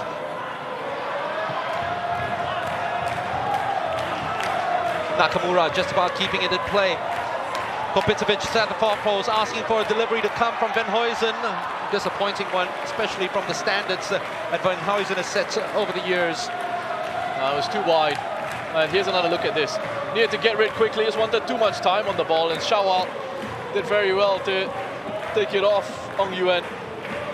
Couldn't generate the power. Bertoluzzo just sliding as he hit that.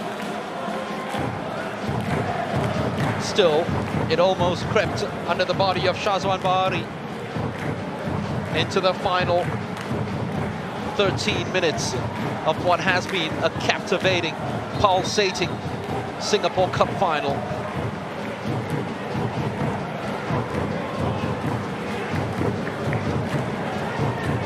This looked like a little bit of fatigue starting to creep in now for Tampines Rovers, making a few errors,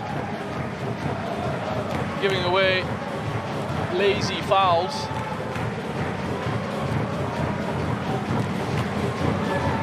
To be honest, we haven't had the Medovic effect yet. Here he is on the ball.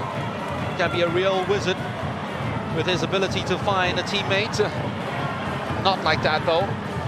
Another disappointing delivery from him. It's Hougang who are finding their teammates with consummate ease at this stage, and not Tampines.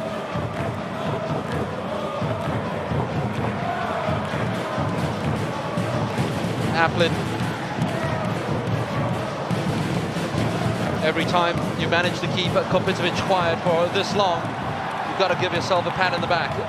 Those two centre-backs from Hougang can't do that with one another. Bertoluzzo Drilling it in.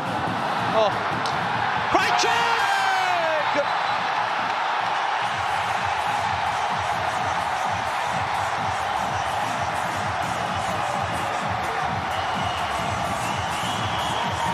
Three for Hougang, three for Krajcik, the main man, and all votes for the man of the match have now been officially closed. It's Christian Krajcik's final. Such a good control finish by Krajcik. This switch of play though by Moritz, just brilliant. Opens the pitch up for Hougang. Amy does well to keep it in play. Bortoluso with all the time in the world to send a cross in. They get a bit fortunate with that touch from Shawal. Krajcik doesn't give up on it, does he? Makes a nuisance of himself with a late run into the box. And just powers it past Shazwan. And again, there's so much control on this finish. Just have a look at Krajcik. Moves away from Ong Yuen. There's that tiredness creeping in. Loses his man. Switches off. And Krajcik with that energy and that hunger to want to make a difference. Gets himself into a position where he can find the finish. Well, whatever he's having, Roshan, before the game, I'm having the same thing tomorrow. Tomorrow, I feel like I need it now. You won't be able to fall asleep tonight if you have it now. Because this man, I mean, his energy levels are just off the charts, Christian Krajcik. It's not just admirable, you just don't know where he gets it from. When he first started the move, I was picking up and having a Krajcik setting. He was almost in his own half, and he ended it inside the penalty box. It was a poor touch, actually, from Shawal Anwar, who's on the ball now. But just him taking the chance and being present, that's all you need. Being present, being there. And he has been, not just there, but everywhere tonight. Oh, it's awareness. You see that, you look at that goal again, and you just look at him being switched on and knowing that there's a chance, a touch from Shawal could pop out back into the top of the area. I've got to be there, and he was. And Ong Yuen, who was marking him in the box, just didn't follow that run.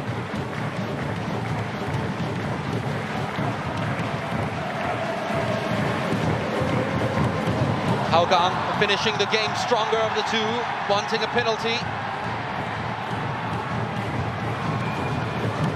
Almost every second ball is falling for a player from Hougang at the moment.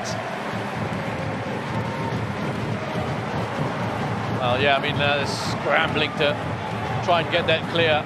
Due to have it in them, though, Tampines Rovers coming into the last 10 minutes or so of the regulation 90 to get themselves back level. They look spent. Energy looks to have been drained out of their game.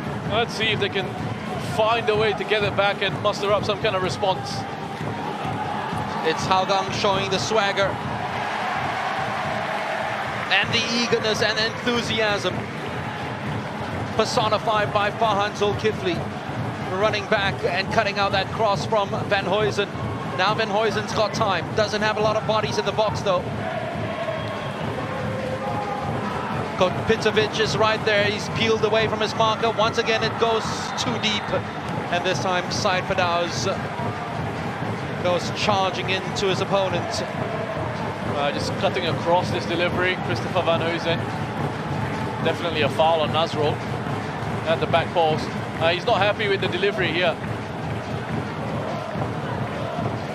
Hasn't been the most impactful of substitutions. In fact, you can say that about Mehmedovic as well, coming on for Joel Chu at half-time. You'd have to say that Gavin would probably be overall disappointed with every delivery that Tampines have driven into the box, because it hasn't been at their optimum best. We've seen them deliver much better and more menacing crosses. Still, there are 7 minutes to produce magic and drama. Even Taufik Suparno looks tired. Yellow card for him. Again, it's a tired challenge from Taufik, but he has worked his socks off for Tampines Rovers. He's worked so hard till his shorts have been pulled up. It's the socks that have to be pulled up from Tampines at the moment, because they have only 7 minutes plus whatever time the referee wants to add on to rescue this. Bertoluto is peeled away to the far post. Yamashita keeping a close watch on him. Krycek yet again, still with enough energy to chase this one down. Taupik and Krycek, both big engine rooms chasing after one another. Krycek has set this one up. Applin just about keeps it in play. Side Fidow's wanted the advantage played. He's having a bit of chuckle there because Anders, for a split second, almost looked like he was just a bit surprised that he found himself in the area. Took a bit of time to figure out what he was going to do with it. Almost worked out. I believe Shamir Azik is about to come on. Amy Reka kisses the badge to the Hougang Halls, and it might be the badge that will be plastered on the Singapore Cup in a while.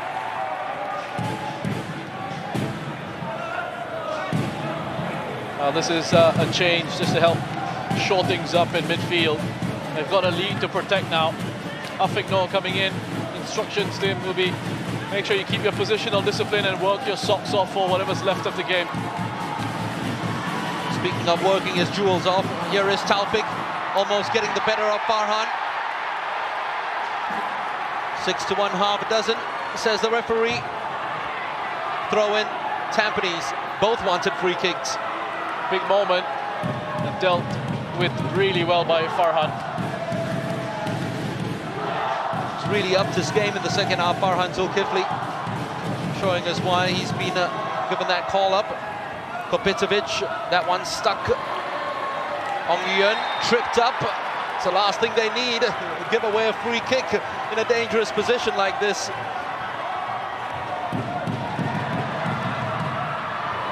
They've taken the free kick quickly. They've asked for a deflection. Taufik Supano, the referee, says no, it's gone out for a goal kick.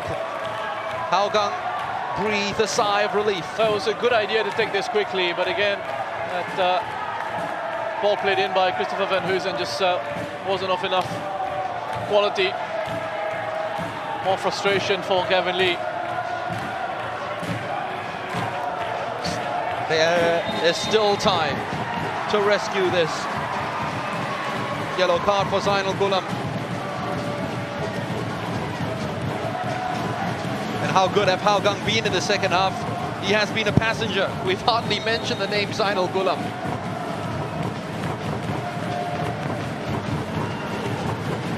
Yamashita wins it in the air.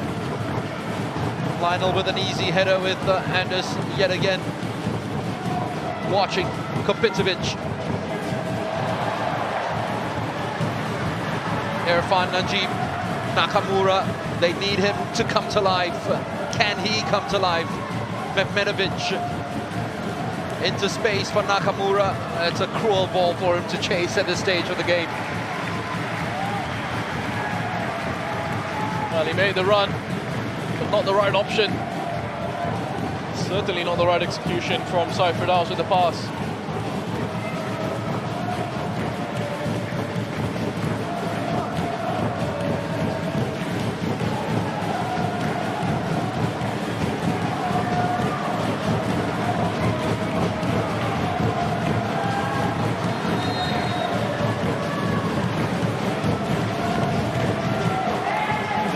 Trying to take as long as possible with any dead ball situations now, Hougang.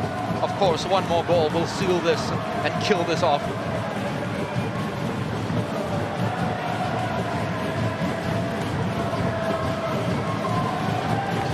Remember, you're talking about a side who had to win their final game just to get through the group stages. You talk about a side who was supposed to lose in the semi-finals to the SPL champions. Wonderful cross! Oh, Kopitovic! if there was one player in the box you'd want feasting on this, it would have been the SPL's top scorer, but he missed. And this time Van Huysen cuts inside onto his left. A much better delivery. And again, Skrbitovic trying to attack the blind side of Anders Aplin. Gets his head on it. Tight angle, tough finish really for Skrbitovic. I know it looks like a very good chance, but the angle was against him. Putting on the press now. We talked about Hougang. They weren't even supposed to be here. Remember, Albirex had an opportunity to go 4-2 up before drawing 3-all.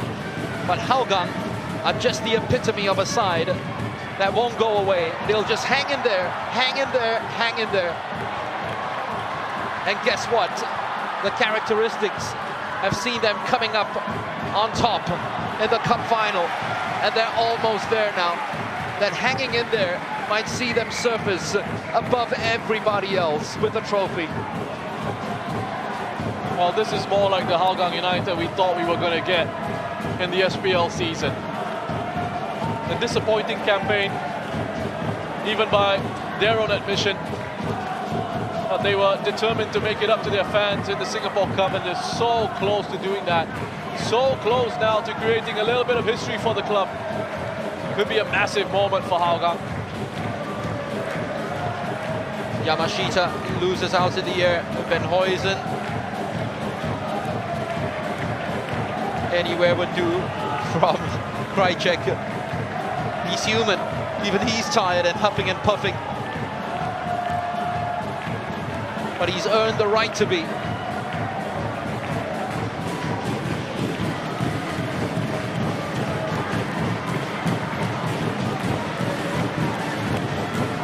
Well, Christian Krajcek, the third player to score a hat-trick this season in meetings between these clubs. But if you were to pick someone to score a hat-trick in the final, it would have been one of the number 9s, not that man. He's setting it up for Andre Moritz. That would have just finished it off.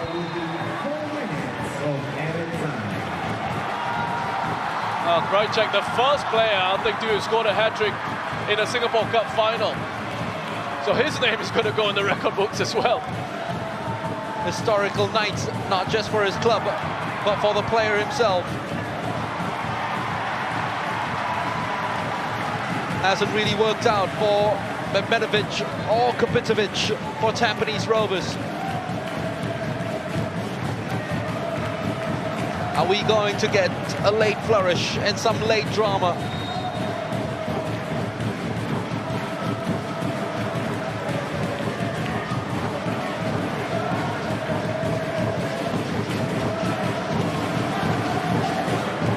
It has fallen to Skrbitovic. Taufik Suparno didn't really appreciate that pass because the bouncing ball made it difficult for him to control. Side Fidaus exchanging passes with Ian. That's a nasty challenge that came in. Was that Krajcek? It was. He's on a yellow. Is he going to see himself sent off? Oh. The referee looked to have been reaching for his pocket there. He changed his mind, I think. I think that's good, sensible refereeing.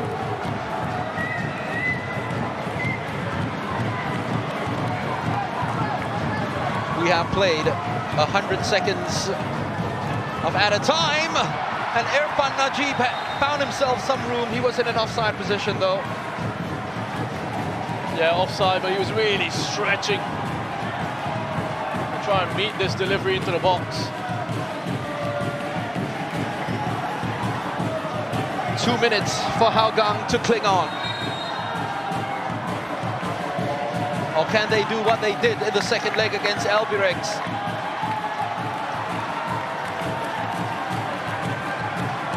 Not just cling on, but shut the door right smack into your opponent's face. The man who scored that 4th goal to make it 4-2 has scored all 3 here. Christian Krajcek has scored 4.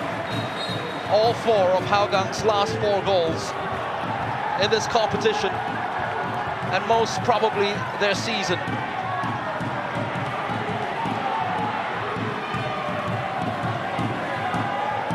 Some slight measure of revenge, of course, for him, for the way his former side Balestier were humiliated in the semi-finals.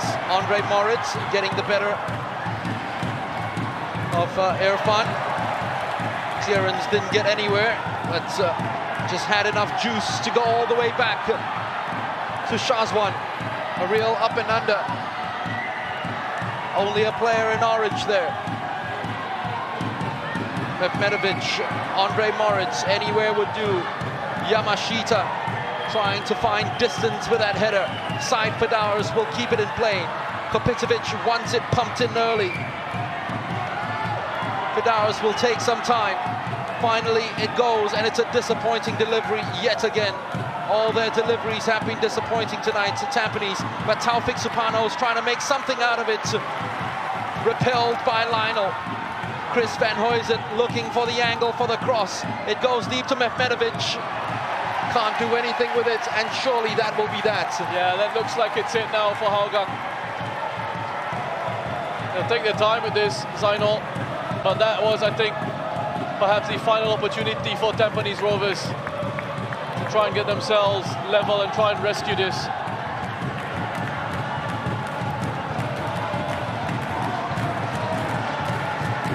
Waiting for the referee's final whistle. Ahmad Akasha feels there should be a bit more time added. Kopitovic pushed from behind by Lionel.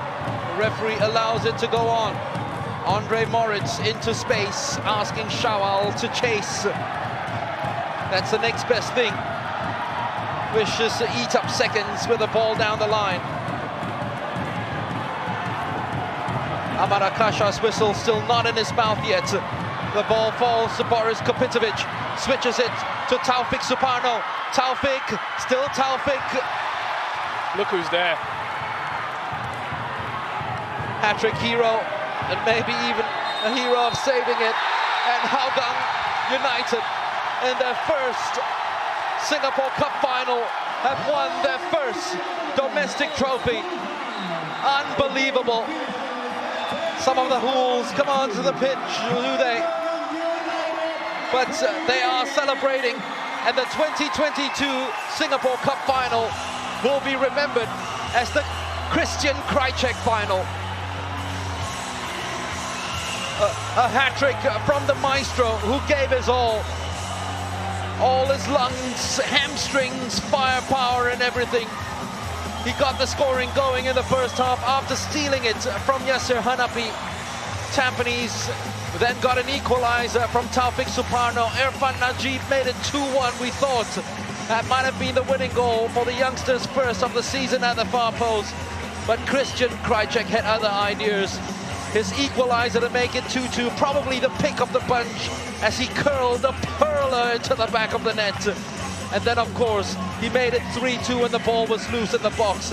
But he always found time, always found space, he always found room. He covered every blade of the AstroTurf here at the Jalan Besar Stadium. And now the emotions can come out because every bit of him has been spent and given for the cause of the Cheetahs in the cup final. Christian Krajcek, take a bow, a superstar.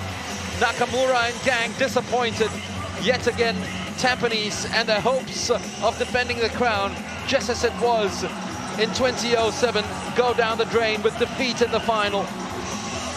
They played probably the best football, and they've only lost twice in their last 14 games. Both defeats have come against the might of Hougang United. Fedaus Kasim, what a moment for him. The caretaker manager taking his charges to a 3-2 victory and the 2022 Singapore Cup.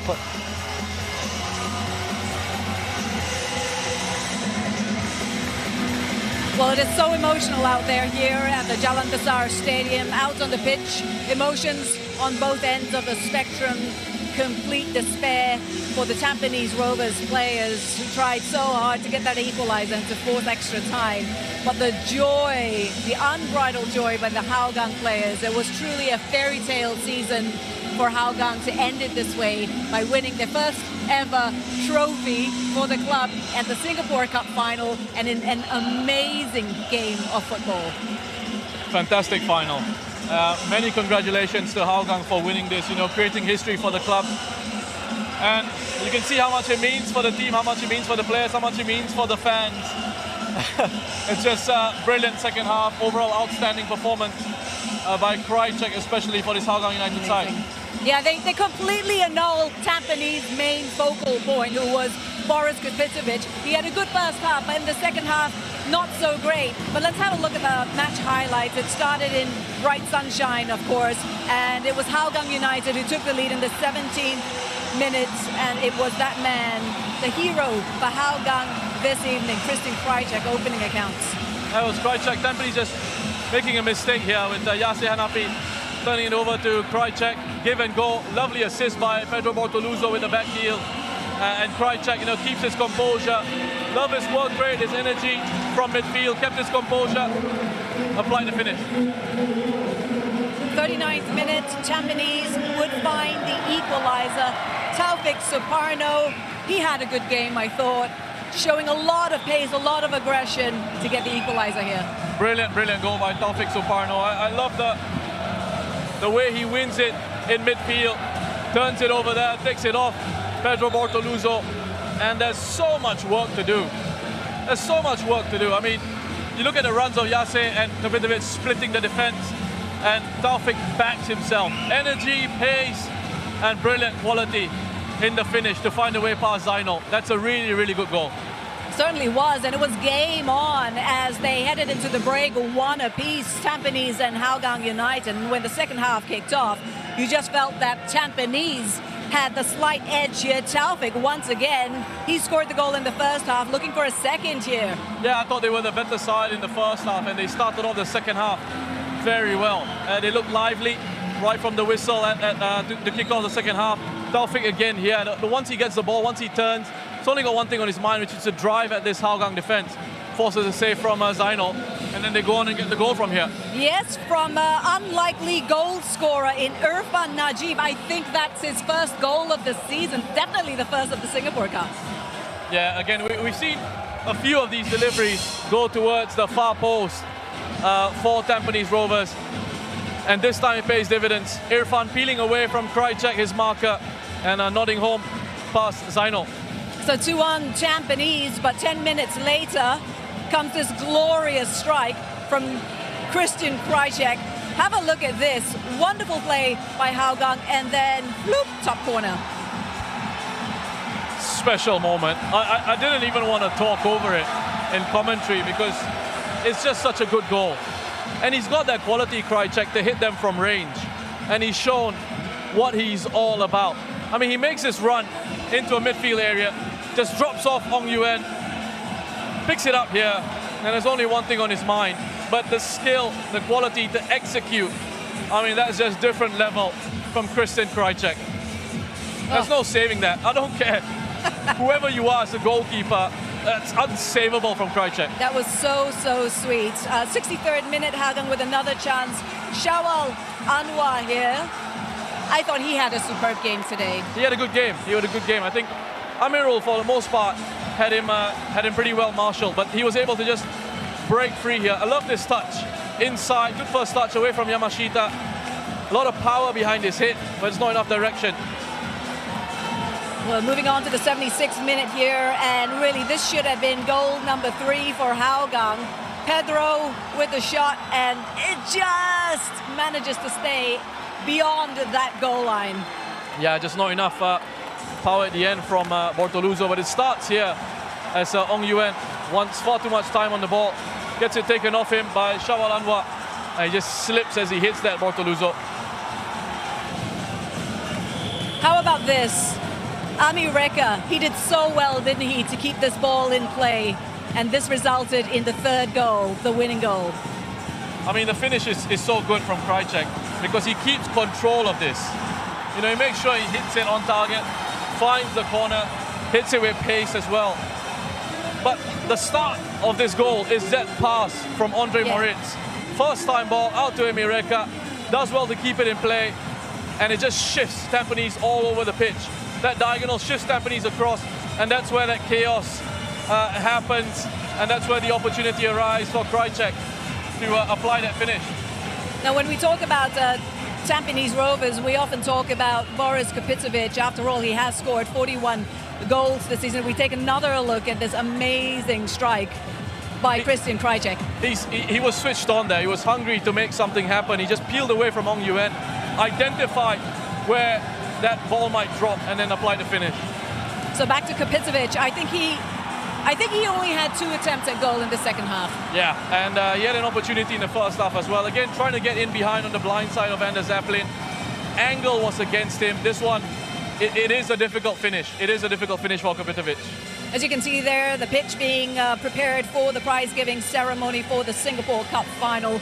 As we take a look at the stats, what do you make of this, Roshan? Because it is quite even when you look at the numbers. You don't see numbers like that in a cup final too many times, do you? I mean, look at the shots on target, the goals. We had 5 goals in a cup final. It's not being cagey at all, and this is what I hoped we would get. The attacking quality of both these sides on display. Yeah. Defensively a little bit off both these teams, and they delivered. You know, that's what we said at the start of this one. And these 2 teams have delivered for us. It's been a very, very good Singapore Cup final, and Hougang, I think, deserve winners in the end. Let me ask you, I mean, we just saw the stats there. Oh, you can see their disappointment, huge disappointment for Boris Kapicevic and all the Tampines players. I wonder what his future holds. Will he stay at Tampines? Will he go? Well, I'll ask you that question in just a little while, but I want to get your opinion about what you think was the difference between these 2 teams. What won it for Hougang? I think Hougang seemed to have a little bit more energy in the second half. Tampines just seemed to tire a little bit, and you could start to see that in key positions, in key moments. That Krajcek winner, for example. Hougang United, I think, was starting to just flag a little bit, starting to fade. Didn't keep track with Krajcek's movements, and you could start to see these things happening in this Tampines Rovers side. So I think those fitness levels started to tell in that second half, and I think that was one of the differences, but it's difficult to reduce a game to just one key difference. You know, I think Krajcek, for example, came up with a special appearance in a big match, which means a lot for his side. Wonderful in attack. Both sides were, especially Hougang, and you mentioned Christian Krajcek as well. But special mention as well to the Hougang defense. I mean, you brought up the Hougang defense and how well they could cope with Boris Kapicevic, especially when they met the last time in the group stage and held them goalless. They did the same thing today. Sure, they let in 2 goals, but they held strong when they had to. They did. I mean, I think overall they did enough. I thought first half, like I said, Tampines Rovers were the better side of the 2, and Hougang responded in the second. And they upped their intensity. They reacted to going 2-1 down. They increased their tempo of play. And also I thought their defensive compactness started to come back into the side as well. They looked a lot more organized. They looked a lot fresher. They looked a lot fitter towards the closing stages of this match. And again, you look at what it means to all their fans. And I have to thank everyone who's come out here to Jalan Besar Stadium to watch this final, because it's been a wonderful atmosphere and such a good Singapore Cup final. And really, when you think of the fact that we've had, 3 years, 2019 the last time it happened, a bit of a gap, 2020, 2021, 2 years without the Singapore Cup. And then in the 3rd year, when we come back with this competition, it's been a brilliant competition, it's been a brilliant contest, and we've had a very good final between 2 sides who gave it absolutely everything, Colette. I tell you, I'm so honored to have been able to be here tonight to watch this cup final, because this has got to be the game of the season as we see the Pride presentation is about to get underway tonight. They're just introducing the VIPs on stage, those who will give away the trophy, that wonderful looking trophy, to Hougang United. Tampines Rovers, of course, the defending champions, they could not do enough to hold off this very resolute, very determined, so full of energy tonight. They couldn't hold them off. As Roshan mentioned, that was the big difference at the end. The energy levels, Tampines Rovers just didn't have enough in them tonight as Hougang took advantage to take their first ever piece of silverware. They are the Singapore Cup champions. I'm going to hand it back over to Roshan and Mark Richmond for the prize presentation. Thank you, Colette. Boos around the stadium only tell you one thing: the referees are receiving their tokens of appreciation. It's ironic, isn't it? You say the words token of appreciation and you get the boos from the crowd. But they will get some medals alongside the match commissioners and fourth official. And the VIPs presenting the prizes, of course, to your left, Teo Hock Seng, the Vice President of the Football Association of Singapore, and Michael Brown in white, the Technical Director of FAS. Ahmad Akasha refereeing the final. 5 yellow cards he dished out, but kept mostly in his books in what could have been very hot-tempered. Well, it was not meant to be this way. It's a record 9th final for them. They tie with Home United in terms of finals appearance, but now their finals record looks at 9 appearances, 4 wins and 5 losses. It was supposed to be the defending of the crown, but it hasn't happened. And it wasn't the night for Boris Kopitovic, was it? Yeah, I mean, it was just difficult for him this evening. You know, he got himself into some positions in the penalty area off the blind side of Anders Aplin, but he just couldn't quite find his finishing touch. Boris Kopitovic, just not his night. Whereas for Krajicek, which I'm sure we'll talk about a little bit later on as well, it certainly was his night. Nakamura looks probably more effective than any other Tampines player once the final whistle sounded. Daniel will get his trophy as well. Saw some minutes in the second leg of that semi-final. Said Fidau's also getting a trophy around his neck. Ong Yuan had a very good first half, but really tired out in the final 15. I think we started to see that fatigue creeping into the game for Tampines Rovers, and those changes, you know, we just see Chris Van Huysen and Mehmedovic as well, those changes not having the required impact I think you would like if you were Gavin. You know, you expect that your substitutes will come in and help you to have an impact in the game, and that's not what happened for Tampines Rovers, and it did fade. I think the fitness levels, it looked like it started to dip, that intensity started to drop. We saw them making mistakes in possession, not tracking runners off the ball. That fatigue was setting in the, I would say, final 20 minutes or so of the second half. Well, Farudin Mustafic, of course, who earned Singapore Cup honours in 3 of the seasons for Tampines Rovers, gets a runners-up medal, of which he's had 3 as well, and Gavin Lee. You'd have to say overall, Tampines Rovers, especially at the end of the season, they probably played the prettiest football. Yeah, I mean, they play some really good football. It's a lot of fun watching Tampines Rovers, and I have a lot of good things to say about how they go about playing their football, Tampines. You know, it's attractive, it's attacking football. They like to try and impose themselves on the opposition. And as I said, it's a young side. With not big star players coming in, not marquee talents being signed and coming in and, you know, making a contribution. So I think they can be really proud of themselves. They'll be disappointed, of course, coming so close. A good campaign in the Cup, in the final, just losing out essentially in the second half, especially being 2-1 up. You know, I think that's the one that will really bite. But the fans can be really proud of the season that they've had. Absolutely. They might even put in a title challenge next year as well if they manage to keep most of their stars.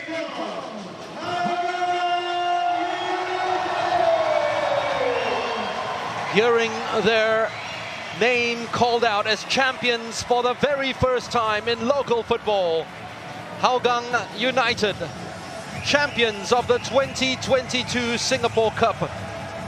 Botogol has scored most of them.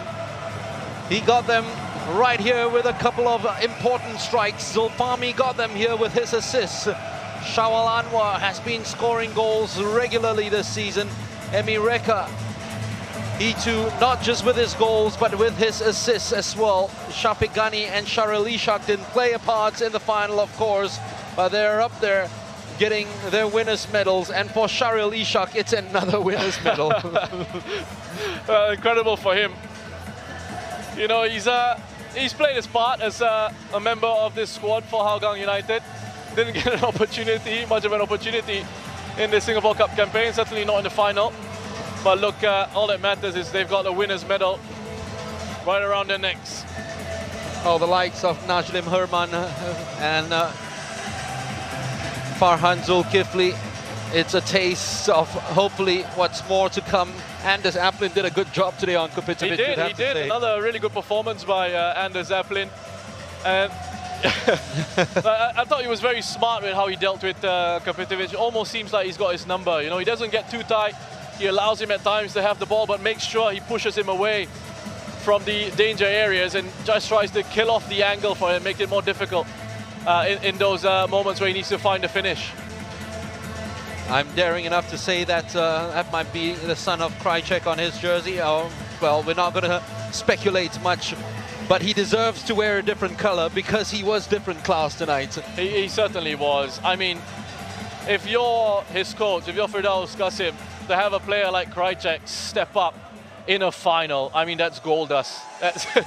It's just incredible to have Krajcek come into this final and put in that sort of performance.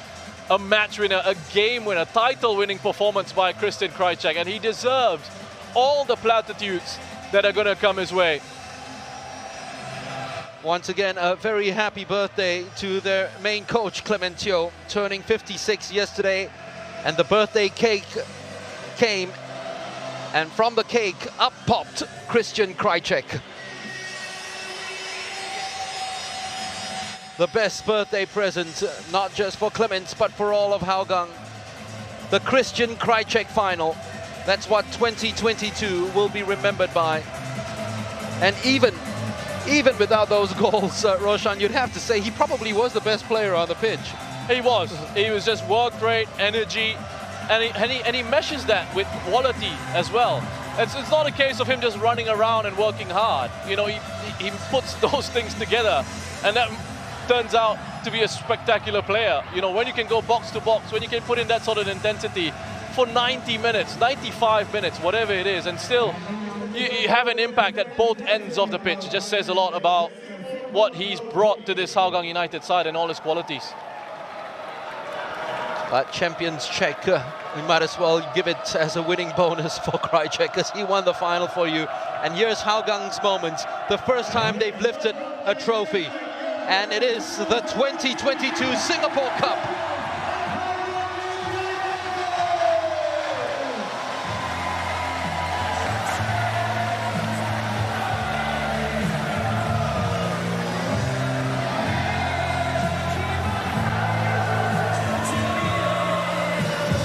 "11 years in their history and their first ever trophy." Well, you did say it right, Roshan. They probably had a disappointing season in the SPL, but looking at the following season, if they keep the nucleus of the side, do you think that they could be challenging the likes of Lion City Sailors and Albirex? Listen, that's what I said at the start of this season. The quality that they have in the squad, they should have done a lot better in the league, and it was disappointing. It really was. They struggled to find that consistency. They've rescued their year with this cup win. They get themselves continental football for next season as well, a place in the AFC Cup with the Singapore Cup title. So, you know, hopefully they can go and push on and go on and, you know, try and live up to our expectations of them being one of the title challengers for next season's campaign. We'll see what they do in the off-season, but hopefully they can build a side capable of challenging. Yeah, that's very important as well, because remember, of course, they lost their top scorer last year, Tomoyuki Doi, and it all changed, and they struggled for goals in the early stages, but goals were always in constant supply for Hougang United, and it was goals that won them the cup this time around. A total of 16 in this competition. They are champions of the 2022 Singapore Cup, a tournament won for them by Christian Krajcek, his hat-trick defeating Tampines Rovers. As we get you back to Roshan, a really busy man tonight with Colette.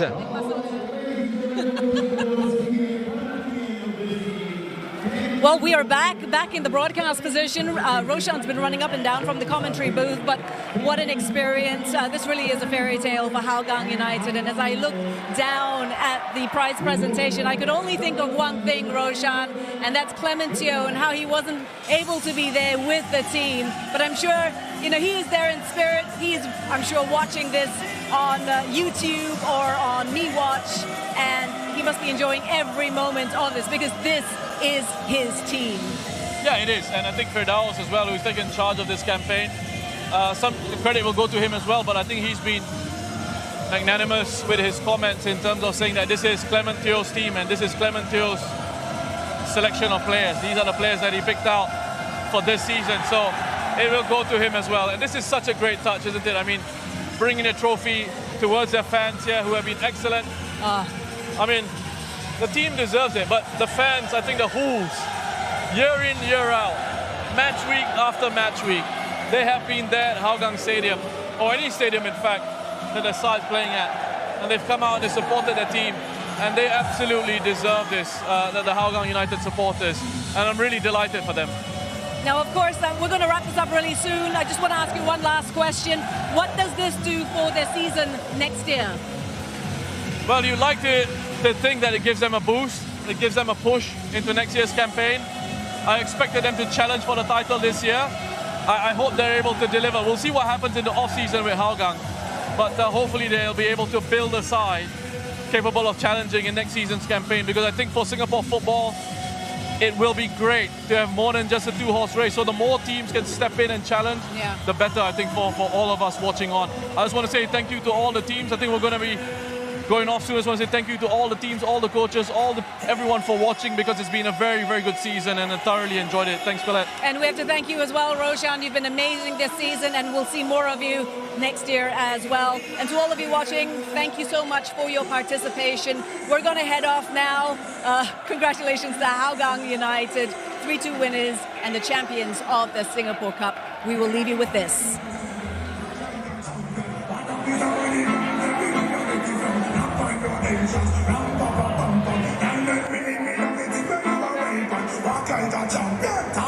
Champion,